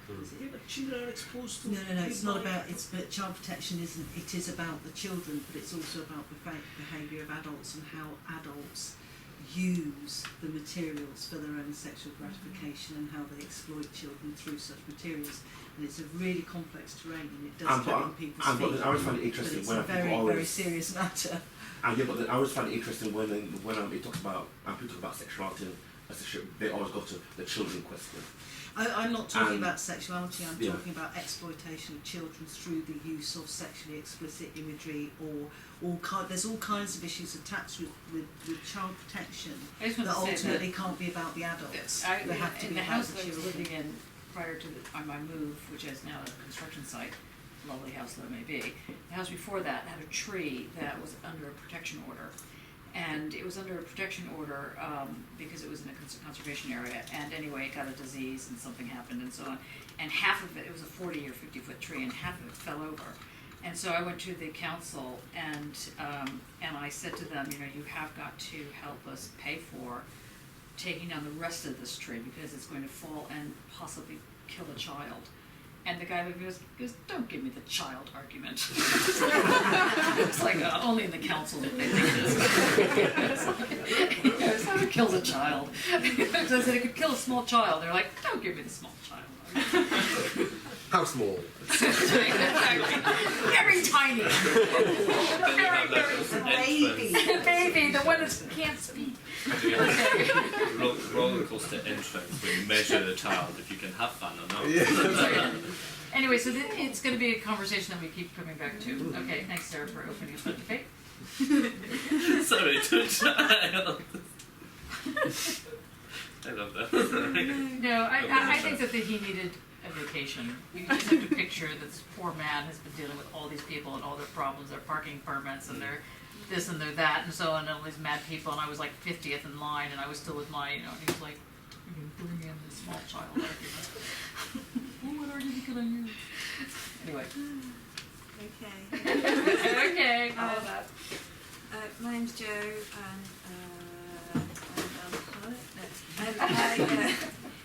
my life has completely changed over the last few months. I've stopped being a secondary school teacher. Good. And yes, that was. And I now teach I'm running at the moment the art practice and education course here at the university for the MA. And over the summer I was reading a lot of, or trying to read around this idea of how the aesthetic works within art education. And last week that kind of changed. I was reading some Claire Bishop texts, and I suddenly saw this text which I've read before, and then I saw this sentence that said that education has no image. So I've been trying to look at that sentence over the last week and try to develop its in some. That's why I love the PhD. I mean, you can get into that one sentence for weeks. Yeah, that's And good. so everything's kind of flipped around a bit Interesting. recently. There's actually, in teaching the MA, it's really interesting. There's a lot of stuff that's I've been digging up, which I apparently learnt when I was doing the MA, but I didn't absorb very much. So looking at the history of art education and the fact that art education, it was kind of established in one of the places it was established was here, and art education was the first subject to have a curriculum or some sort of organised sense of instruction for people. And today I was also in the School of Art Archive, which is now in a different building. And that's very interesting, looking at an artist teacher called Marion Richardson, who was very interested in art and the child and how it developed child cognition and kind of specific skills and abilities in young people. Well, as most people may know about this building, is that this building was purpose-built in, whenever it was, 1875, or the stone, I think, was laid in 1884 or something like that. What's that? I did know, I've forgotten. So That's right, Stuart and I. You're never going to mention this again. But, and the archives were here and so on, until very recently, actually, when they decided that they had to get more studios for people. Yeah. Good. Yeah, so Okay. it's all gone a bit That's good. stirred up and That's excellent. mental. And who's now on the committee? Do you know yet? From my supervisors. Yeah. Is Derek going to be on it? Yeah. Oh, good. And David G's on this. Oh, good. Still around. Good. Excellent. Excellent. Good, good. Okay. I forgot what I wanted to say. Okay, let's start with your name. Oh, dear. What is it? Yeah. I am. Bank account. I am Jakub, and I am an artist and a second year PhD student. Funny how that sounds, because I thought I wouldn't survive first year. And I did it. Just a little bit less sanity. But I'm researching how queer and erotic praxis can create a certain sense of incestuous space that leads towards suspension of chrononormativity. And Does anybody want to repeat that title? that's not the title. Chrononormativity. Yeah. And what do you mean by chrononormativity? Kind of certain way of established understanding of how things operate through the time, usually linear or even sometimes repetitive. So as well. chronos. Chronos, yeah. Yeah, So yeah. it's based on time, kind of time-based things, but there is a way of maybe disrupting it. You can use And the keyword. P word, P, not big P, not small P. But, no, I'm not, because I recently did a talk at the conference, Queer Art, and I somehow managed to talk about my research without using that word, and I found it quite interesting, because that word is not necessary for me to actually talk about it. This word will never be said. And it won't be said. I do find what I call it, the name I gave it to this certain type of praxis that allows for all of it to happen. I like to have a name for that, to maybe shorten the description or to have that name. And that name is very necessary, and through analyzing the kind of Foucauldian historical philosophical way of looking into things to take that name apart and how that name became, which is ridiculous because it shouldn't exist, and it exists. Then No, but it I won't think exist. that's good, because that way you're not taking as a given what you're trying to prove. I'm trying to first set up this kind of way into that word that will later allow me to use it to talk about that type of praxis, and that can maybe lead into, maybe, I'm saying maybe because I said that I can do it, but I don't think I can. I don't know if it's that simple as can and can't. It might be actually just in this case, or might not be at this case, and yeah, it's just. But the word also does, because it has such a history, does invoke other ways in. Yes, and exactly. then you have to pedal your way back from Yeah, it. and exactly, that's why I was thinking, because there's a lot of history towards it, and I always was struggling with the fact that that history seems always necessary for me to write about or mention during my research, which is great, and I do find it, but there needs to be a way into that history as well. And that's why, for example, I'm researching now, looking at the queer histories, because there's a certain way of writing about queer history that is not, that kind of is based around deconstruction and picking things out and things that shouldn't really exist but they do exist, and talking about it without relation to, without trying to relate it to normative, to kind of something, but actually to talk by its own logic. And that way, I think I can find a way into talking through that history, or into that history, through the queer kind of history mode, which is Elizabeth Freeman, Time Binds. Time Binds, yeah. Queer Are time people to familiar with enterprise. that book, Elizabeth Freeman's book, Time Binds? It's quite interesting, and especially, yeah, and I, what do? I take photographs, I take videos, I perform, and that's it. Yeah. Okay. The title. Yes, but I'm not going to say. Because it involves me repeating word twice, and I don't want to say that word. It's really actually quite interesting to try to speak about those things without using that word, because you need to explain without taking something as a given. Yeah. Something that came that I find is necessary, but maybe there is a way of talking So one of the things into it seems without to it. me that you're looking at, I mean, because a lot of people won't know, they're not going to know what you're talking about on some level. Oh, so for example, I'm looking at Haver's penetrated male. Oh, yeah. Not Haver, sorry, Kemp. Yeah. Kemp penetrated male right now, because there is a certain type of logic he tries to establish by through the bodily of being a passive gay male in that position, and how the behind of knowledge in a sense, which is quite interesting. I'm looking at Haver's queer methodologies, the same kind of queer research, and in connection to Henry Rogers, who teaches here, and his way into what it means to practice queer and queer method. So I'm kind of attaching myself with that. I'd just like to say that anal sex, I mean, really, we're just never going to get out from the sex. Anal question. sex. Anal sex is not necessarily, the receiving of sex is not necessarily passive. Yeah, that's This was a big argument I had. Yeah. I was a supervisor. Yeah. Just like, but, Charlie, man! Come on, we are all power bottoms. But Did you say power bottoms? power bottom. Power bottom. Power bottom. Yeah, it's a kind of active passive. Top from below. Yeah, it's an active passive kind of usually description. It's passive aggressive, it sounds like. Well, yeah, but it's an active passive kind of situation. I have a word that I meant to introduce them as, but I think it relates to the word we're not allowed to say. Something else. Yeah. And is that I'm not bringing up.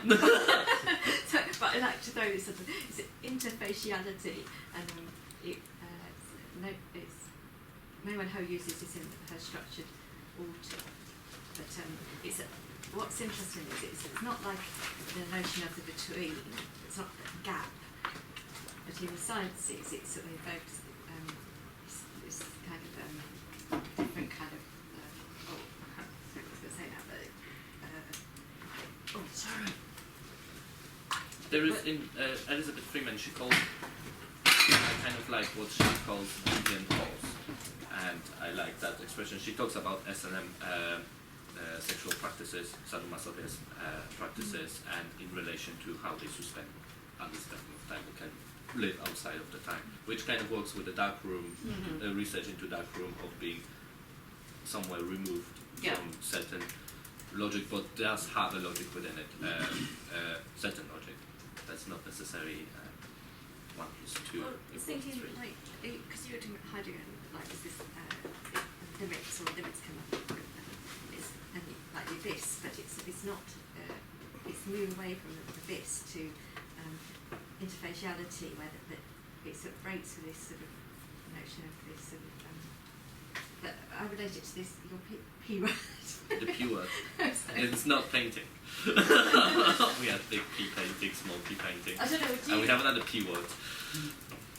So, like, you could obviously, like, relate it to sort of digital, sort of, think about it in terms of interfaces, emergent effects, how the between is disrupted or collapses at that point. But I'm thinking of it in relation to sort of getting a hold of this notions of entanglement and delocalise.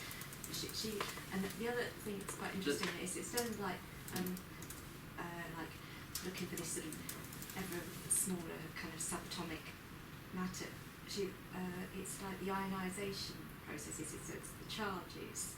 So with water, it's about sort of how the different sort of charges create different pressures and intensity in atmospheres, and so it related to atmospheres and that. But also, it's a different way of understanding encounter.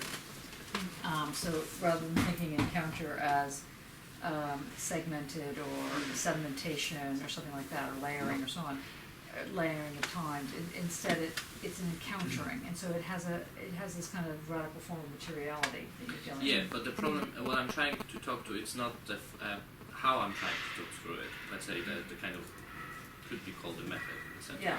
I'm not bringing in the, let's say, chrononormativity and then I'm relating it to it per se. Right. What I'm trying to do is I'm trying to look at it as it gets established. So I kind of use the way I'm taking the photographs, the way I'm performing. There's certain types of things that I do that could be called weirdly badly, but also not aesthetic. I don't have words. Where are the words? Cookie. Leave in post. The problem is, and it does have something to do with embodiment and all those kind of strategies. Well, but I'm looking at it from being in it, not necessarily from stepping outside and always looking for it from outside that I can get distance. I think the distance in this way would not help me to establish it, because there is something about it I'm trying to establish and to kind of give it shape, or allow it to take shape. Allow it to take shape is better words than actually give it shape. Although it does, because that's kind of two framings happening. There is a first framing in which the kind of traditional understanding of the space in which the things happen, or the perform actions happen, or the taking a photograph happen. So actually me articulating things through the metal tubes happen, or things like that. And there is another frame that comes with it, and that comes from studies done into archaeology, how archaeological site gets established when they don't have any historical evidence of knowing where the things are. And that's the word P method. It's a P method. P-tick method. P-tick method. But that P-tick method allows me to talk about... I know, right? Thank God I'm not mentioning me-we or we-me or with a P. I'm getting worried about you now. Shortcuts. It's a shortcut because if I... but anyway, so there is another frame that's happening, another framing in a sense that happens, but that framing is not... it's dependable on those actions performed or those things happening within the space, that they kind of take shape and become logical. They don't have imposed logic for themselves, they become logical. So I can't talk about their logic until they actually occur. So, Well, there's a okay. Any questions for Jakob? Other than Did you what? get this stuff? You know, like about the archaeological? Where did I get it? Yeah. Like, which books? It's from the how was it called? It's the methods review for. It's kind of big method review for archaeology studies or something like that, where they kind of present all the methods, kind of like dictionary, but Yeah. for archaeological purposes. And that's in that's short form is that he will send you the Yeah. the no, but information. it won't be that helpful if you don't read it through the history of the keyword. Yeah. Then you won't get it because it's very much attached to how you understand the keyword. That comes from very typical, like atypical way into it. Also like that time. I don't think you're sounding like the guy, actually. I know, right? No, you're not sounding like I the guy. don't. But I wish I do. That's Well, you the could. thing. I could. That you have to talk to Barnaby. Well, when I write, I kind of feel like when I write the poetic part of my writings, the kind of when I take photographs Yeah. of myself, in a sense, when I go into the poesis Yeah. of that, then yeah. But when I try to put it into academic writing, it's just dry. Well, we'll I know. bracket this famous not said word, the not P word, whatever it is. Does anybody? We could have a little break, a 10-minute break. Normally, we go for 3 hours, but all right. We'll have a 3-minute break. No, a 10-minute break. Sorry. We'll have a 10-minute break. 10-minute break. You can get your food, cigarettes, bus passes, whatever you need, and then come back because I really want to get everything set up. By the way, I kind of noticed the heavy influence of the loose on the table. And I kind of thought to myself before I even started speaking, like, I want more than loose, or even less than loose, one or the other. Well, I was going to It's a mediocre explain loose on the why, table. but we'll take a break, because people will take a break, and I'll explain that. More or less. How are you doing?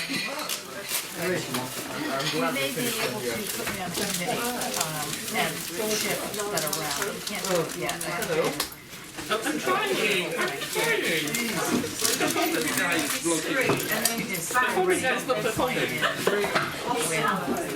Yeah.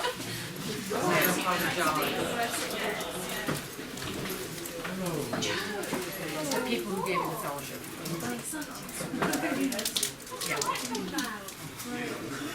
Yeah, because I have too many students, and all my students have fellowships, so that's, or most of them. No, I think most of them actually, so that's a problem. So I'm seen as the person who gets all the students that get all the fellowships. Oh no, I know, it's unbelievable.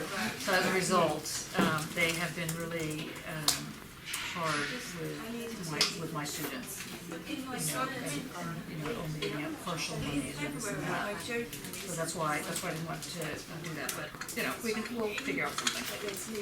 Yeah, we'll do it. No, not yet. No, don't worry. We'll gently put him on as a mentor or something. I mean, I think it will be interesting for you because he's working on hikes, but as you're working on hikes, you just didn't realize that. It's really very much what that's all about.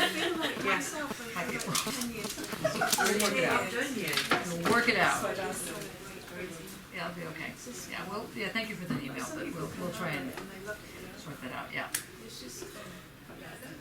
Anyway, how are you finding this? Very interesting. Good. Very practical question.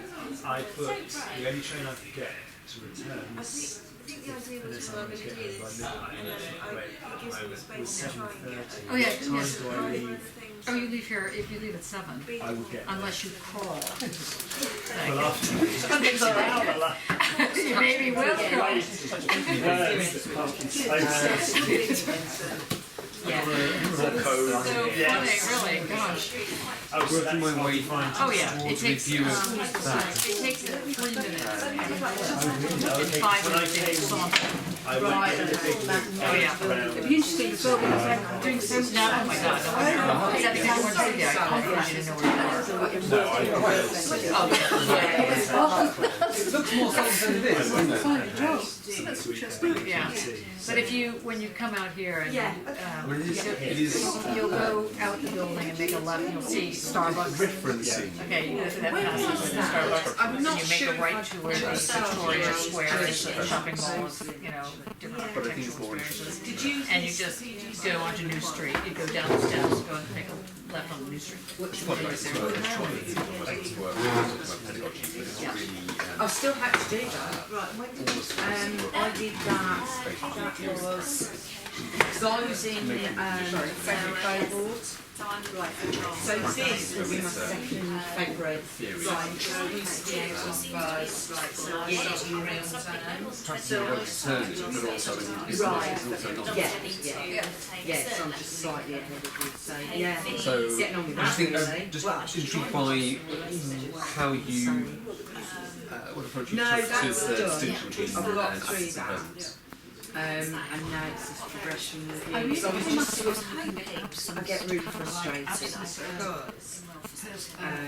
I found the board and they changed all the students. Because I'm a technician, I didn't have access to student emails, so I was actually accessing my own email because my PhD was moving updated. So then I realised that Mr. Load of emails, I've managed to get it all into Yeah. and now sorted it out now. And then I realised that what was like but I did my PhD, so I actually came at it from a very Okay. angle to get to almost totally different to where you're coming from. Yeah, yeah. And I've actually now I've just been writing a research and I've had some Henry Moore small grants. can you do this? And I said, yeah, I can do this, but can someone give me a new regulation? That's dangerous to subject.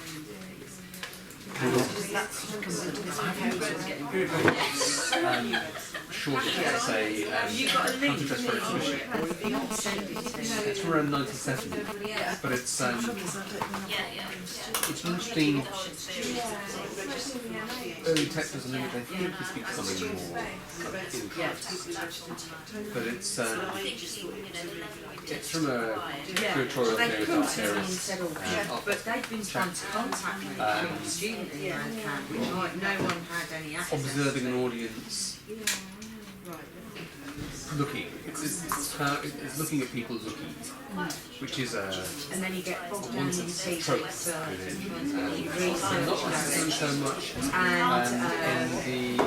the way that people themselves looking become the object, not because they're kind of inviting them to stop or set up, but because the situation invites that to happen. So the particular example she talks about, one of the examples she talks about, I think it was a show at the Whitney, and it was something about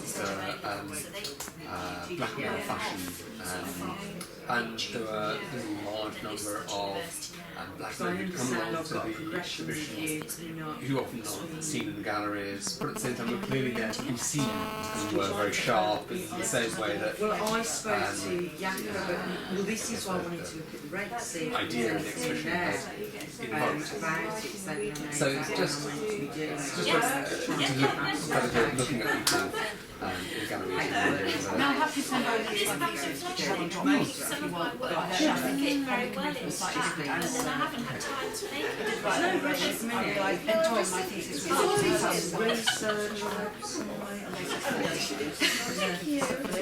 practice there. So did I. And then it was like, So what I'm seeing with this With this review, there are a couple of tropes which come to mind. One is I'm interested in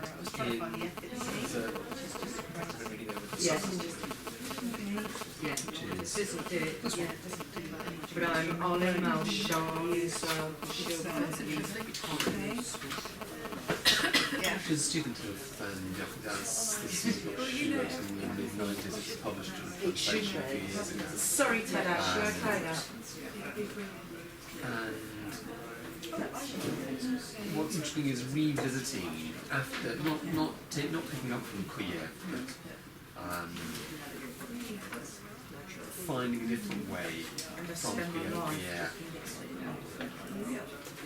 ways of thinking temporality through Hegel. And so she has this note. She invents this phrase of one year to see what is coming, and which she defines as an excess of the future over the future. And it's just this idea of this issue of how do we define, or how do we find that way of thinking, the possibility of what is not possible. Because on one hand, the future is logically continuous, it moves from one to another, there are various different epigenetic ways of translate it, but at the same time, there's a space of freedom, space of order. There is also non-space. So there's it's a time being more than one time. What I'm interested in is either supplementing that or that's kind of just tweaking that with an auditory to see what is coming. Thinking more in terms of the that phenomenon of hearing something for the first time but being absolutely sure you've heard it before. And that, in a sense, being a way to incorporate a possible future into a kind of present. I think then there's the other thing is I'm interested in taking the same kind of language, taking the same kind of maneuver, but using it auditory one of the other aspects of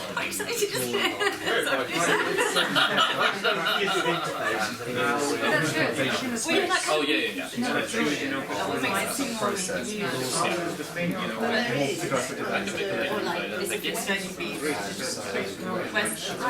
times are happening at the same time. Yeah, I think you're discoursing with someone via face. I'm not really try it. Well, I have states on I listed staff headers, PhD student, normally,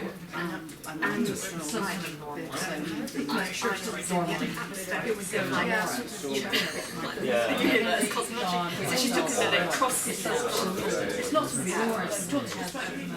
Oh, sure. The interface reality is not like Yeah.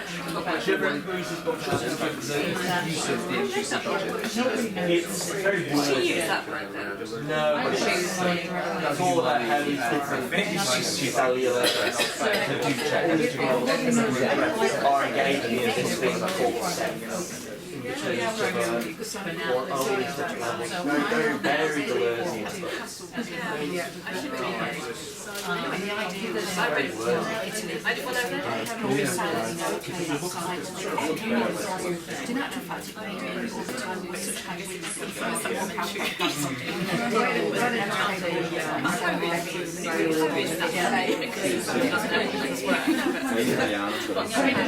So what the practitioner's work is around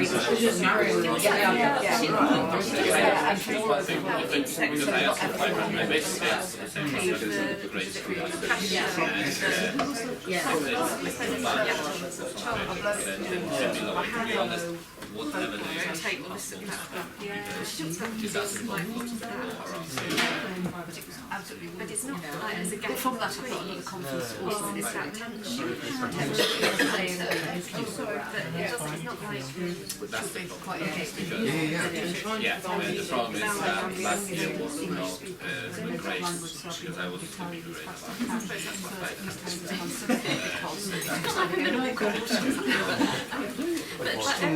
but we used to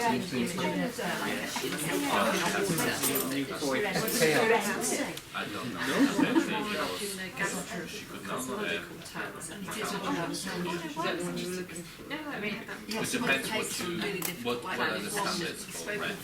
Because there won't be, let's say, it's annoying because it's such a well, that's the thing, we don't know.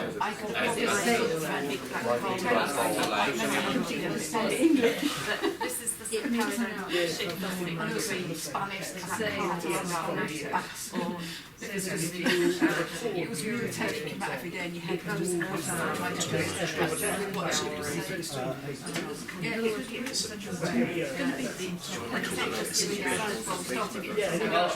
kind of was like, I did the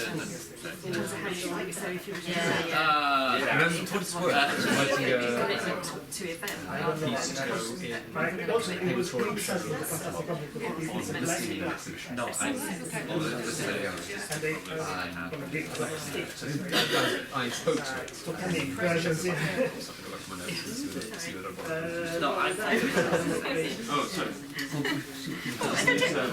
Fascinating about it. I've got a show called Nottingham in 22nd of May next year. It's a performance installation, a concert installation. It's mostly yeah.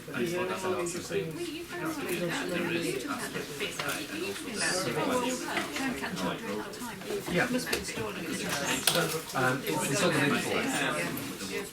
It's a one-day performance on one evening. It's 2-day getting. Yeah, it's not mainly because no, I don't want supported by UNHCR. So you were in contact with your boss?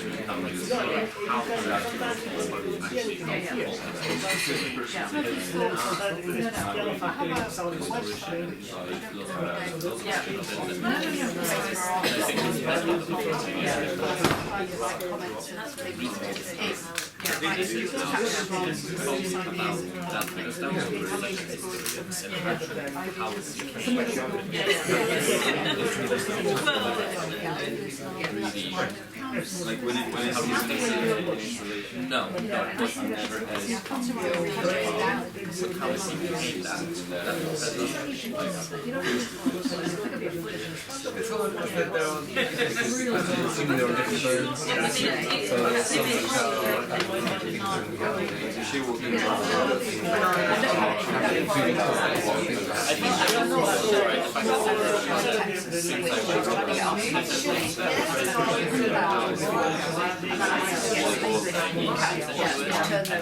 into something that has to get more here. And then the yeah. So I was really upset because I spent some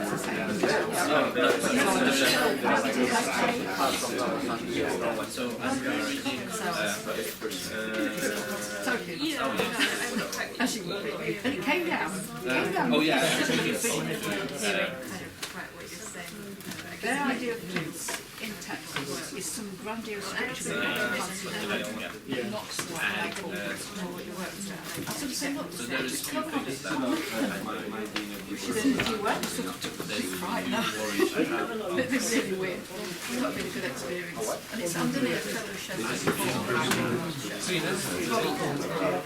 Skype and all of a sudden she said, I don't think concepts I'm not willing to support them. And it was a concept she came up with the idea and I is to do it's not even the that is only that is something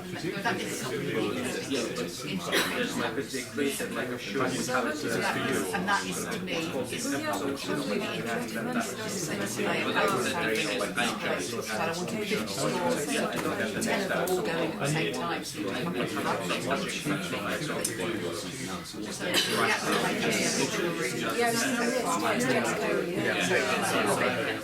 I'll send you a link to a piece that the artist I'm working with.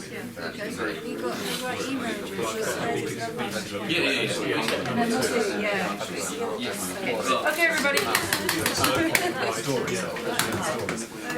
But yes, as far as what it's worth.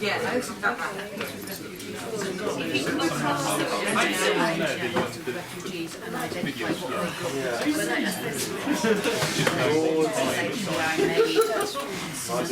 the last time I was like one of them was like you got the stuff from a lot. If you look at the live streams, I'm trying to get people to like pay attention. That's right. Shouting, banging the table. I will. Hey everybody. Focus on me. Okay, hello. Okay, so that was very interesting. I'm sorry, that sounded so English. That was very interesting.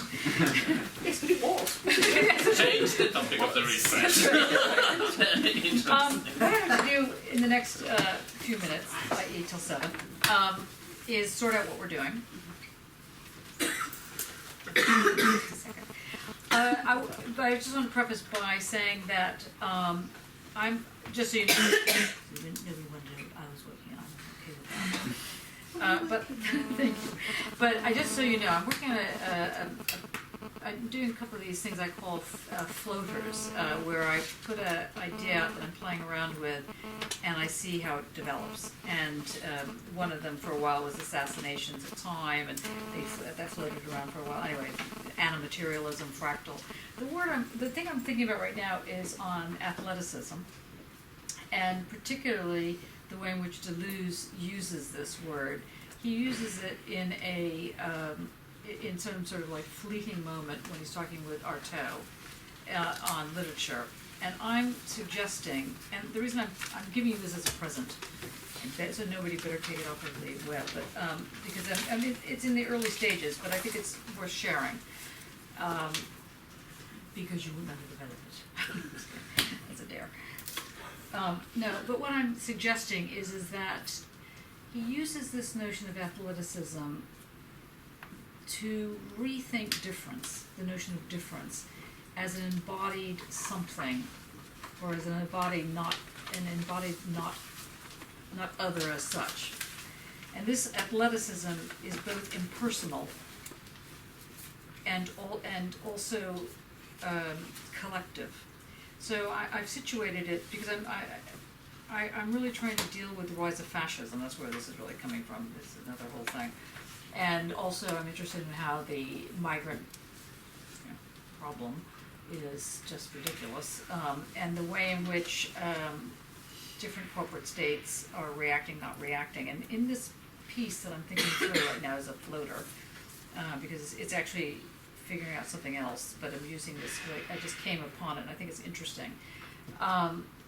Is there a way to talk about embodied logics of sense, that the logic of sense is embodied, but the body doesn't have a brain to it? It's a certain kind of encephalitic moment.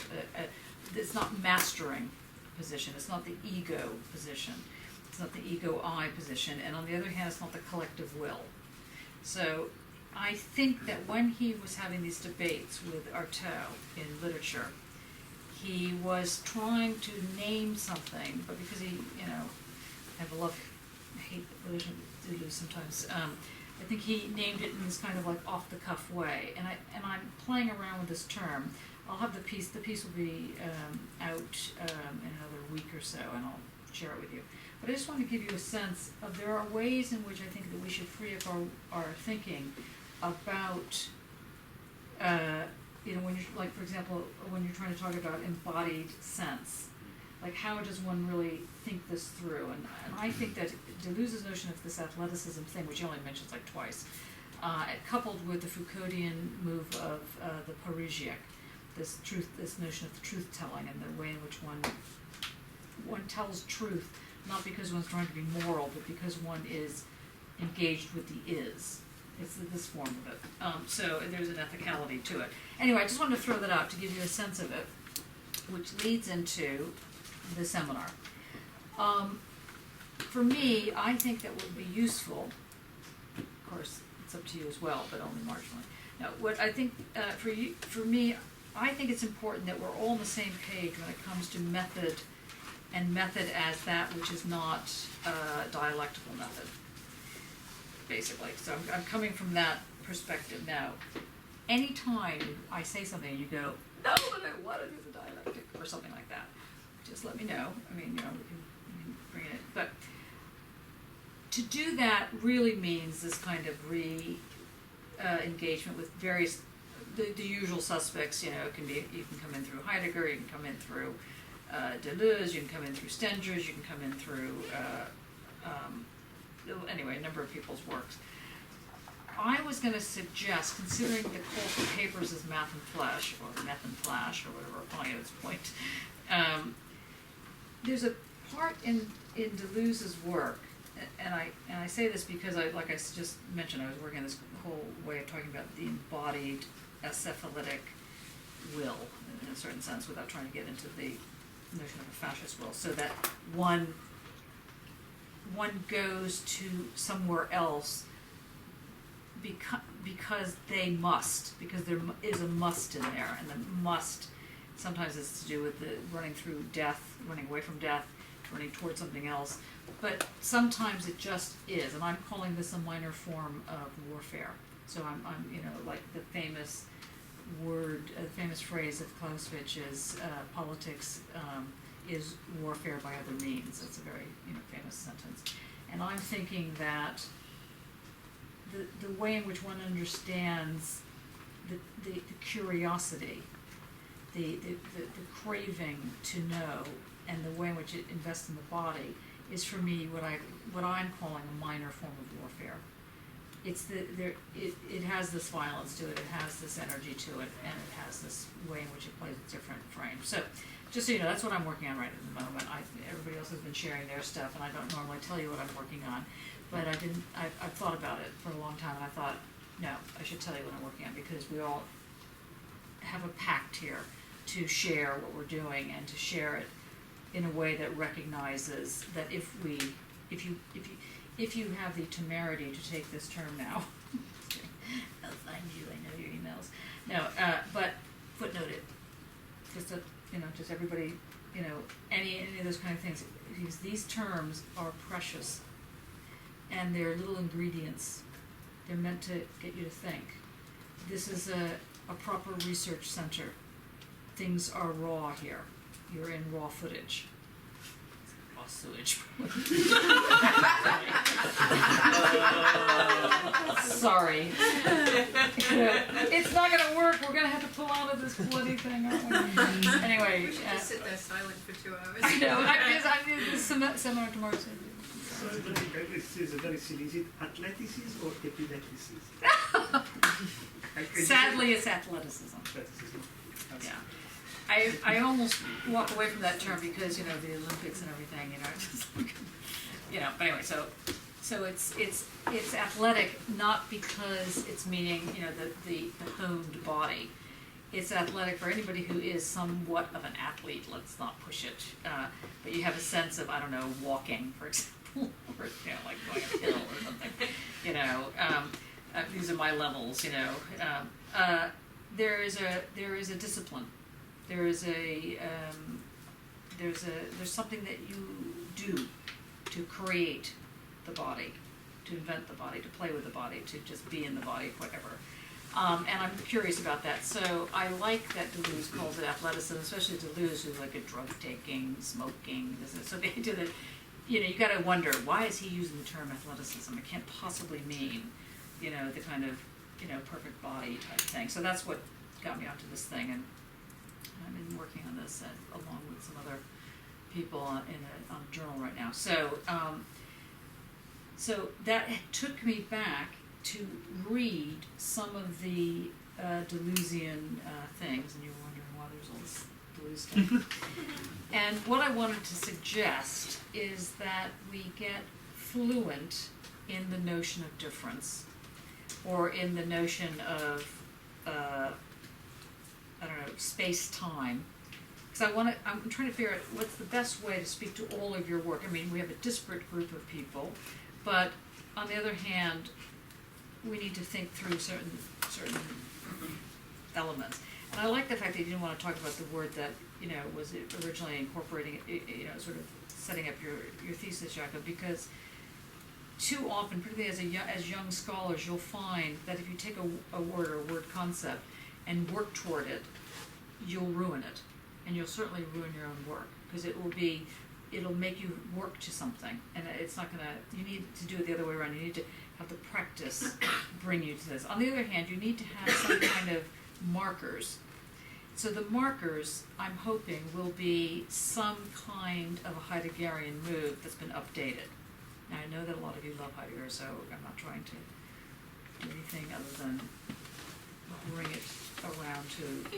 I love Heidegger. I didn't say that you loved Heidegger. It wasn't talking about you, Lauren, necessarily.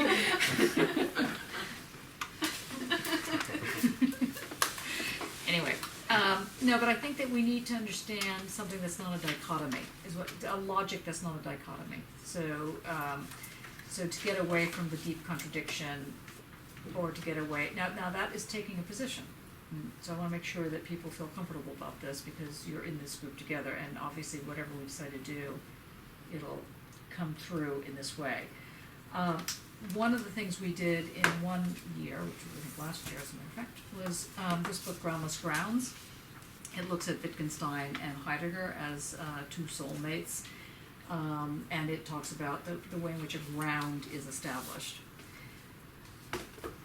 We could go through logic of sense, and since everybody is trying to think about their work as an embodied form of poetics of some kind, this might make sense. There's always the lovely Leibniz, but I think that would really only speak to Dane at the moment, and to Mattia, maybe one or two other people. But the notion of the compossible, which actually comes into the work I'm doing on Leibniz, athleticism, this notion of the compossible, may be of interest.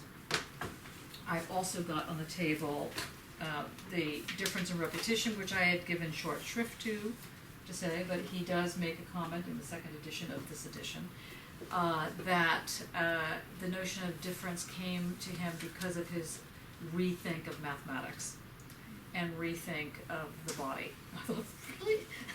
How did I miss this? Okay, so I thought that might be interesting. Then the other thing is the notion of, because people were interested in silence, and this thing about silence, then you might want to look at this thing called differend. So we could start with Leotard. We could start with or Stenger's way in. I'm okay with all of it, but you need to know the hardcore aspect. The hardcore is that you really need to know what these words like event means, or parrhesia, or discourse even. You know, now we're at different levels. What happened? You do love Heidegger. Say it, admit it. Well, I was like, have you read the other one? And what's the difference between?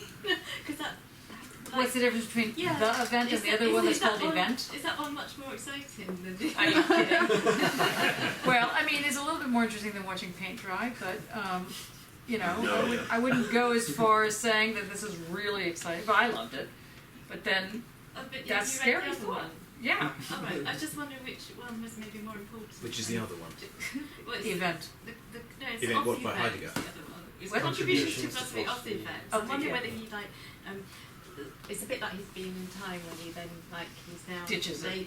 Yes, I'm wondering whether that came after the other one. This is just a marker. I'm not asking you to read this one yet. Oh, I think I'm going to read that one anyway, but I just. Here, I don't show it to you. You see it, you do not see it now. I won't get onto that one. I've still got 2.5 centimeters of the other one. Okay, again, metrics in art. Okay, right. Okay. The leotard sounds good. Leotard. Yeah. We got a leotard. We got difference and silence. Logic of sense. Logic of sense. Yeah. I think it's good ways to learn logic of sense. Yeah. Having read both in the past, the word difference is in both of them, but comes in a very different way. Mm-hmm. Deleuze loves difference. Lyotard is working out how difference as a political meaning, Mm-hmm. and the negative part of it as well. Mm-hmm. So I find the Lyotard more interesting, but I'm using the logic of sense for my thesis, so it would be a pragmatic choice. Okay, so we can take away braver. I was going to suggest this. I really love Is Heidegger? No, it's like I definitely need some help with that Roger Penrose mathematics stuff. and so I was thinking like, well, because of the maths and flesh thing, whether we would be engaging with any of the sort of difficulties of the kind of in a bit more detail. Who do you want to? I did say Roger Penrose. Is that Penrose. Oh yeah. Sorry. I've got Cycles of Time on the Road. There's a new book that's just come out. It's 7 major philosophical positions in physics. Do you know that? Just bought it. Yeah, I did too. Is that a Penrose one? No. It's I forgot who did it. Yeah. Yeah, that's right. Very slim. I know, it's exciting. I'm so happy about it. It's very 78 pages. Yeah, it's 78 pages. So what's Again, it called? metrics. Oh, it's sad. It's called... Six lessons. No, 7. Is it 7? Yeah, it's an odd number. It's a problem. 7 lessons in physics. Something like that. Good. It's very thin, so I don't know. It's like, it's only a centimeter. Spinoza comes in at the end. Mm-hmm. That's what's on the radio. Yeah. Well, the thing is, it's like, because I've been looking at, like, this maths thing, like, if we're looking at sort of difference, it's this, like, there's the Cantor, The Cantor sets and so on. versus Poincare. Poincare. In that graphic guide, there's a lovely thing where he quotes that Poincare said that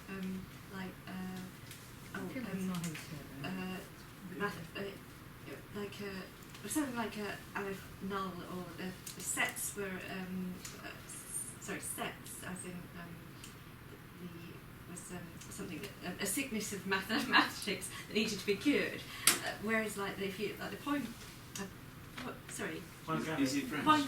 Yes, the Poincare lineage of things is if he goes more towards the Prigioni into we could mathematics. do Prigioni. And so Poincare also said, if you quote from Stengers, is that not all systems are equal. So it's quite interesting to see this division, because then if you're looking at the maths of Badiou versus the maths of Deleuze, and if we look at difference in repetition, you can sort of start to see. I agree with that. Ed, what was it about Leotard that you liked, that you wanted to concentrate on? I'm thinking about silence at the moment. Silence, right. Yep. Okay. And interested in the concept of an acousmatic silence. Yeah. Okay. Anybody else?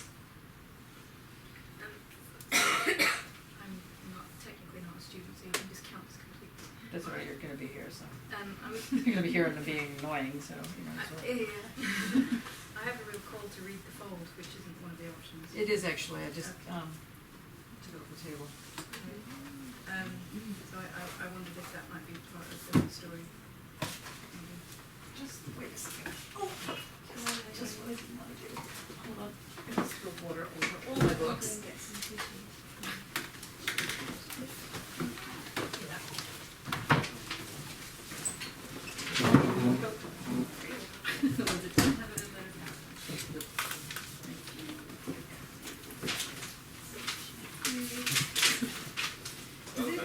Yeah, that's not happening. Electricity and the books. Yeah. Okay, does anybody have any Kleenex? I've got some tissues. Yeah. Tissues. Yes. Okay, here we go. I'll edit this out so Thank so you. we look competent. That's right. Able researchers. Take care of our books.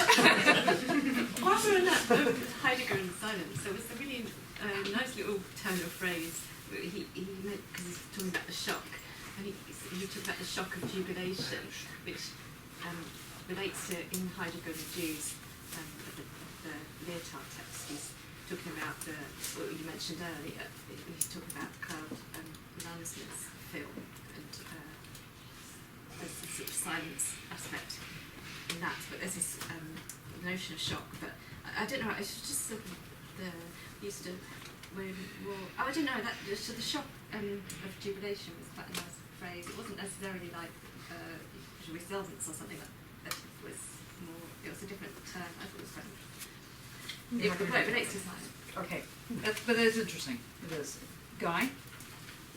And what's your interest? Difference in Repetition? Difference in repetition. I'll be voting for the different. For the different? Yeah. So this seems to be winning out, these two and this one. And we can do all of them, just, you know, just requires a lot of work. We just do one at a time. Oh, really now? Please. Honestly. So it seems to me that that what we're thinking about now is this. Ed, do you think that silence could also have something to do with space, like a spacing? Yes. Thank you, Ed. Yeah. Okay. And I'm thinking of it in terms of time as well. Okay, so like timing, or just time? Kind of a déjà entendu. Okay, well then, in which case, I would think if that's the case, then we're gonna. Which one? Then, because that's really about all forms of time and space. Where do we point again? Oh no, but at the start. Yes. I would go with that. I'm cleaning the books here. Thank you very much. Thank you very much. I really appreciate So that. my voice might not matter. It does matter. We could do the singular universe. The books. There is Unger's notion of the singular notion of time. I was going to read Deleuze's one on expressionism with Spinoza. I haven't just read that one. We're going to wait on that. And the reason we're going to wait on it is because it brings us into a whole question of ethics and so on, which we could do, but nobody in this room has mentioned that, really, except for the general question of do we talk about sex or not. So, we don't have to do Deleuze. I just said I think that the general terrain is to understand the famous groundless ground, basically. But since the groundless ground has been done to death in this seminar, it seems to me that it might make sense to come at it slightly differently. So we keep adding to this. So if we get like a marker, if it's like the differend, the logic of sense, the fold, or a difference of repetition, let's say, then we can move it sort of in different forms. So let's say if we narrow it down to these four.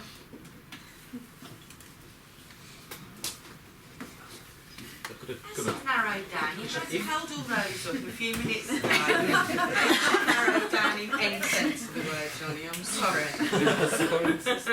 That's right. The candidate number one. That's right. Johnny, it seems to me the organising principle of athleticism could be anxiety. That's what everyone feels about it. I haven't quite thought of it that way, but all right. That's how it starts, and that's probably how it continues, and it may well be that's how it ends. Well, you're happy. Which of those? I mean, I've read 3 of those 4. I don't recall any of them being particularly about anxiety. That's true.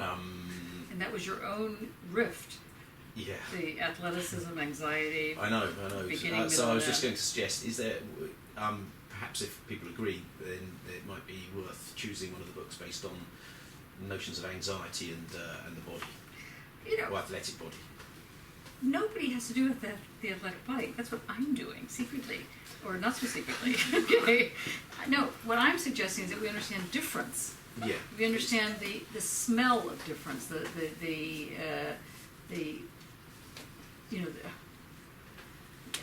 sexualness of difference and so on. The sensuousness of difference. That's to me what, and it really doesn't matter how we get to it, but we have to get to it. That's what I'm suggesting. And which would you choose? I'm not telling you. It's a direct question. I know. God knows you never answer direct questions. Answer with a question. I was trained by the CIA. They tell you never answer a question except by a question. Probably she doesn't like the logic of sense, because we cannot choose that, and now she's putting the 4 of them back together, so probably it's not that one. That's harsh. No, correct. Okay.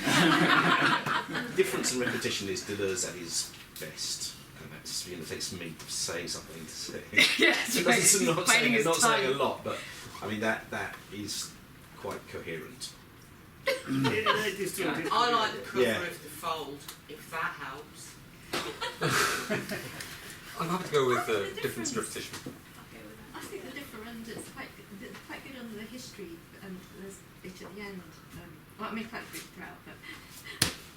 So we could just read the end of the different and Okay. Start with the phrase. Okay, that's right. It's So, quite good all the way through because it sort of brings in. so I'm going to read these two together. No?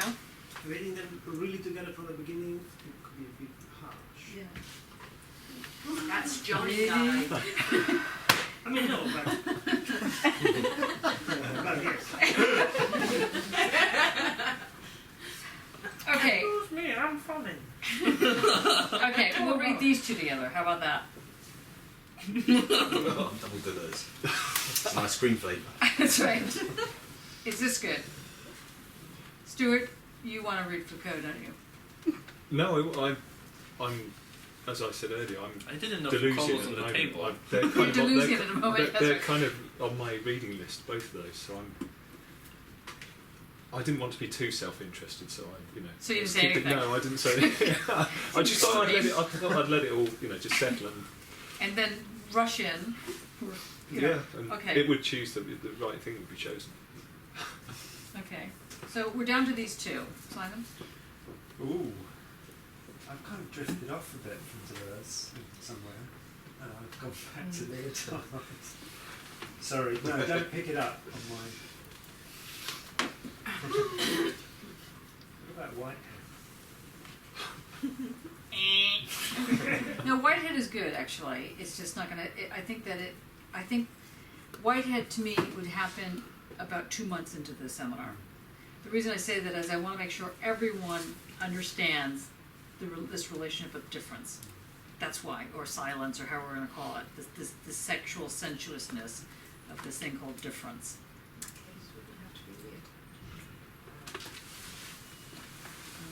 You're wrong. No, it doesn't. No, you're not something wrong. We could do leotard, but it wouldn't be the different. I don't think. I would get difference and repetition. Logic of sense is too, dare I say it, it's a little bit obvious, and difference and repetition brings something. Isn't. Yeah, it brings something new and possibly a lot more about the physicality of difference and even the experience of difference, which possibly with the leotard can get, which is more complex, but is also more about language, the material of language, and that can be fascinating, but perhaps not what you're looking for the room. Well, if we start with difference and repetition, and we do that for, let's say, 3 or 4 weeks, or maybe a month, and then we move into whichever branch we want to go, like whether it's leotard, because I don't want to just stick with these guys. I mean, this is, we could do this till the cows come home. And then we could move into Stengers, for example, after this. Yeah, I just wanted to read that Thinking with Whitehead. Yeah, we could do Thinking with Whitehead. So we could do difference and repetition and then Thinking with Whitehead. And when we do difference and repetition, that's just a marker for, you could bring in logic of sense. I can, but do I have to? I have it with me now. I mean, what do you think? What do you think? No, I think difference in repetition actually. I mean, I'm literally right now going through. So I would go with difference repetition just because.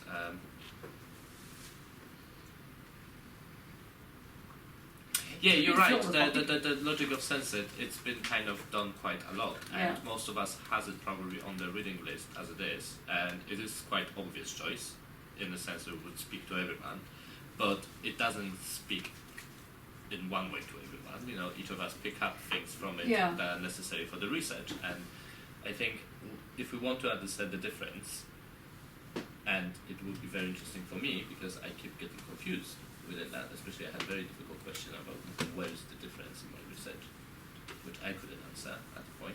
I'm just worried. See, I went off of Deleuze in a major way, and it was only when I was trying to redress this acephalitic move, this what I'm the move of the encounter, that made me go back to him, and then I was annoyed because I liked it, and I had already written him off. So that's always annoying, because you figure I've done that, And anyway, we're in 1968, for God's sakes. It's like, God, can we move on? But anyway, but I got past that. And I do think that this is more rigorous, let's say, analytically rigorous. You know, so it will bring in the logic of sense, and also bring in the Bacon book. What's it called? Logic of sensation. Logic of sensation, which is also interesting. A little bit more interesting, I think. I mean, it's just, you know, Bacon is often done to death as well, which is slightly annoying. But the logic, the way in which he read the Transformers of Leotard. That's a lot more exciting. Okay, we could do that. That's a good idea. We could. I agree with that, actually. Because to me, if one moves from the logic of sense, from Difference in rap. different repetition to the logic of sense and logic of sensation, gets the wars of the words, which is reinstating traditional ontology with the body on one side, the reason and language on the other. Yeah, it's true. And we are here trying to discuss that art is not only painting, and that's what we Right. So it might make sense to do difference, repetition, and then the fold, or like parts of the fold. But then maybe we should go into Stenger's. There's a number of thinking with what? Thinking with White or cosmopolitics. Some possible words are absolutely words. The sorcerer. The sorcerer is good. Yeah, it's good. Which one's the sorcerer? It's very, very expensive. Is it like? No, it's the one capitalist. Capitalist sorcery. Yeah, Yeah. but Very short I books. have a PDF. It's on Books PDF. Yeah. Okay, so we'll start with delusion repetition. I mean, different repetition. And then we'll go to, we'll bring in as sort of sub points logic of sense, because it's a more poetic version of this, actually. And we can also look at, I think, identity and difference. Heidegger's identity and difference. That can't be too far from your list. There's only 2 lectures. I mean, it's not going to kill you. I mean, it's complex, but that way, for those of you that don't know it, you get to know it, and it's fed through, because this is like an updated version. This is a pluralistic singularities. They start playing with the notions of plural and singular. So this spacing that you're interested in, Ed, you know, is picked up in this in a major way.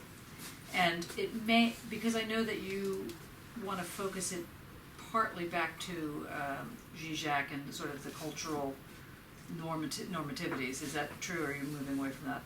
Zizek is definitely there.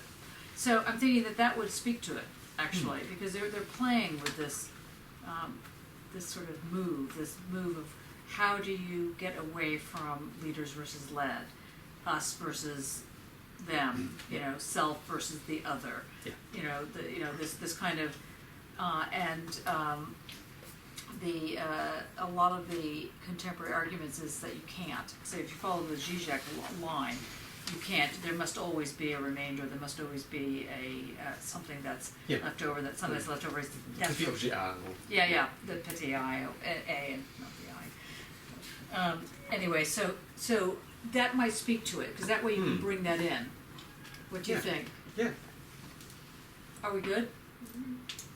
Okay, so the very first part, if you can get the second edition of, well, it's on it should be in the book's PDF. Can you make sure that it's second edition? It's the edition that has Deleuze's rethinking of what he wrote as a comment. So it's the 2004, I think. What is it? Is it the continuum? Yeah, 2004. Paul Patton translator. Yeah, Paul Patton translation. And can anybody read French? Because it would be good to have somebody who would be a backup on French. Yeah, so if you can get it in French. And I can pretend quite well. Thank you. French. Sorry, what should I source?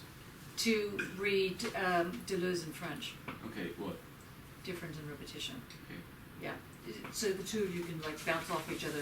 So when we're looking at the English, we'll have the French with us, and we can make sure. The French version has well, this edition cut off to say paper. They break down paragraph by paragraph the content, which is extremely helpful. Really? Yes. All the Deleuze books have at the table of content, not just titles of the chapters, but paragraph by paragraph what they intend to write in them. The fold retains that. I think the other book that does. No, the logic of sense has it, I think, but I don't think It's the logic of the menu. logic of menu. That's harsh. I know you hate him. No, it's a comment on the French rather than Deleuze. Oh, I see. That's funny. And I love them. Okay, so after we get through, while you're reading difference and repetition, then it is critical that you think of your own art practice through it. That's the first thing. So, because it's not good enough to read this. I mean, you need to read it analytically, but you need to read it analytically that you can then put it in your own terms, in your own clothes, as it were. So I'm asking you to, shed your MA and anything that's prior to doing the PhD. Part of the PhD move intellectually is that you need to both understand the analytic, quest that's going on, and at the same time be able to translate it into what you're doing, and that's how you can figure out if it's working or not. I mean, the argument. And then when we have the French against it, that should help. And then, for those of you that are very interested in Leotard, which is certainly my little pet theorist, is, you might want to be looking at the analytic of the sublime with this. That could be, I mean, it's a little bit tough because some of you haven't read Kant. But the analytic of the sublime might be interesting for you. You didn't like that one that much, did you? No, it was discourse figure that I found a bit annoying. Reasons and nothing. Yeah. The thing about discourse figure I thought was fantastic was that in discourse figure, the argument that a surface has depth. The first chapter. The first chapter of it is. And then how we developed into the history of perspective and painting. Yeah, I think that's quite good. So the notion of, when you really think of like Mobius strip, or you think of anything that's a singularity, that's a singular dimension, and how these singularities have depth. This is, of course, a question of silence. That silence has something to it, but it's just a not something to it, that has its thing. Again, what I think to this. Well, this is what the interfaciality. Yeah. Kind of. I agree.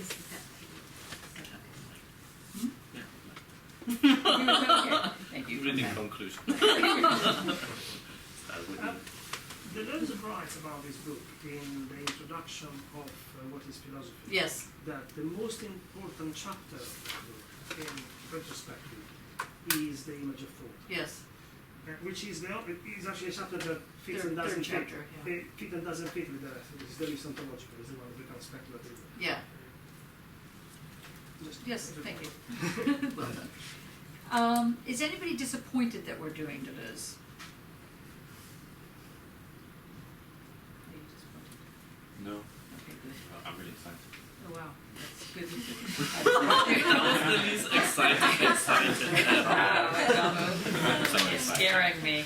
It's great. That's what you look like when you're excited. Okay, that's good. I am really excited. Okay. So we have a plan. So next week, who would like to present the first bit about his notion of mathematics that he puts in here? Did you do that, Andrea? Oh my gosh.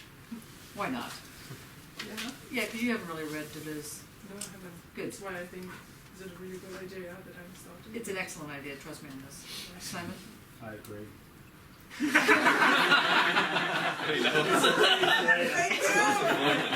Well done. Well played, Simon. Okay, clearly you're also being asked to do this. Unfortunately, won't be here next week. Oh, that was easy. Yeah. Sorry. You're not going to be here either. Bloody hell. Okay. Andrea, pick a victim. Who do you want to help? I'm sorry, why do I have to pick a victim? Well, you don't have to, if you want to just take the responsibility all to yourself. But if you want to share the responsibility. So, I'm not quite familiar with the format anyway, so what would it... Neither is anybody else here, don't worry. If you want to have somebody help you do this. How can someone help me read the book and get, I mean, what would be the idea to sit together And talk now I about? respond, knife in the head. Like, I'm very sorry. No, it's okay. You don't need to pick anybody. But if you felt that it was too much responsibility. It's really, yeah, it is a lot of responsibility. So who would you like to pick that would help you alleviate the responsibility, so that you could talk to between now and next week? Probably someone who has some experience in. Well, pick somebody. Look, they all look very experienced. Who would like to help me? Okay, now you have to pick somebody. See how this works? Pick guy. Oh, you're gonna be in Tel Aviv. Yes, that's right. That's true. Okay, Alberto. I'm the last person, you know. I haven't read anything from Deleuze in my life. So. Okay, you're kind of perfect for that then. I'm gonna be ill. You will. I feel that. Okay, good. Okay, so the two of you can work together. Great. Okay, we have a plan. Okay. Just the very first bit on mathematics. You'll like it. Which is Okay, so exchange fund numbers and things like that. Good. And then I have the list somewhere. Is it there? Which? Or Dane, can you make that into a list? Do you know which? Yeah. Which is the? So the best thing to read for the rest of us is the introduction. Is the preface to the English edition, which is pages 13 in Roman numerals, to page 21 in Roman numerals, and then the introduction of difference and repetition. And if you have a lot of energy, difference in itself, chapter 1. You'll get into the whole violence question.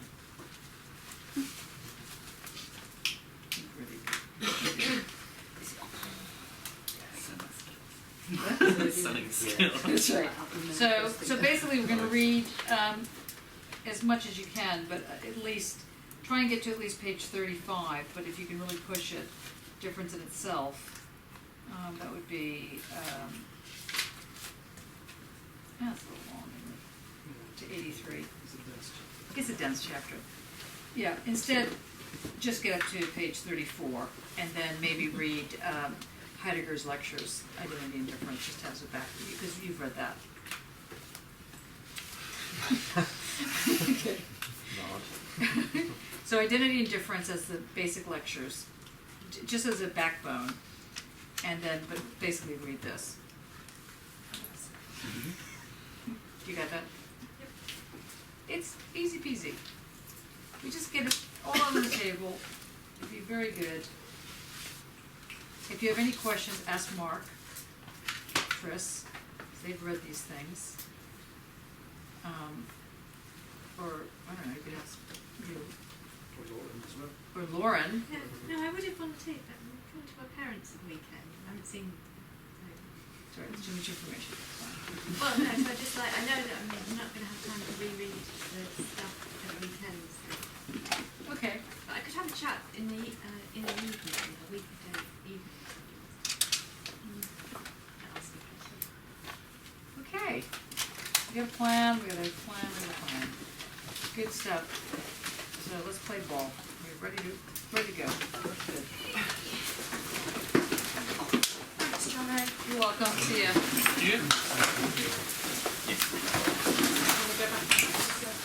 You almost recall. You look so halfway. Yeah. Thank you. Thank you.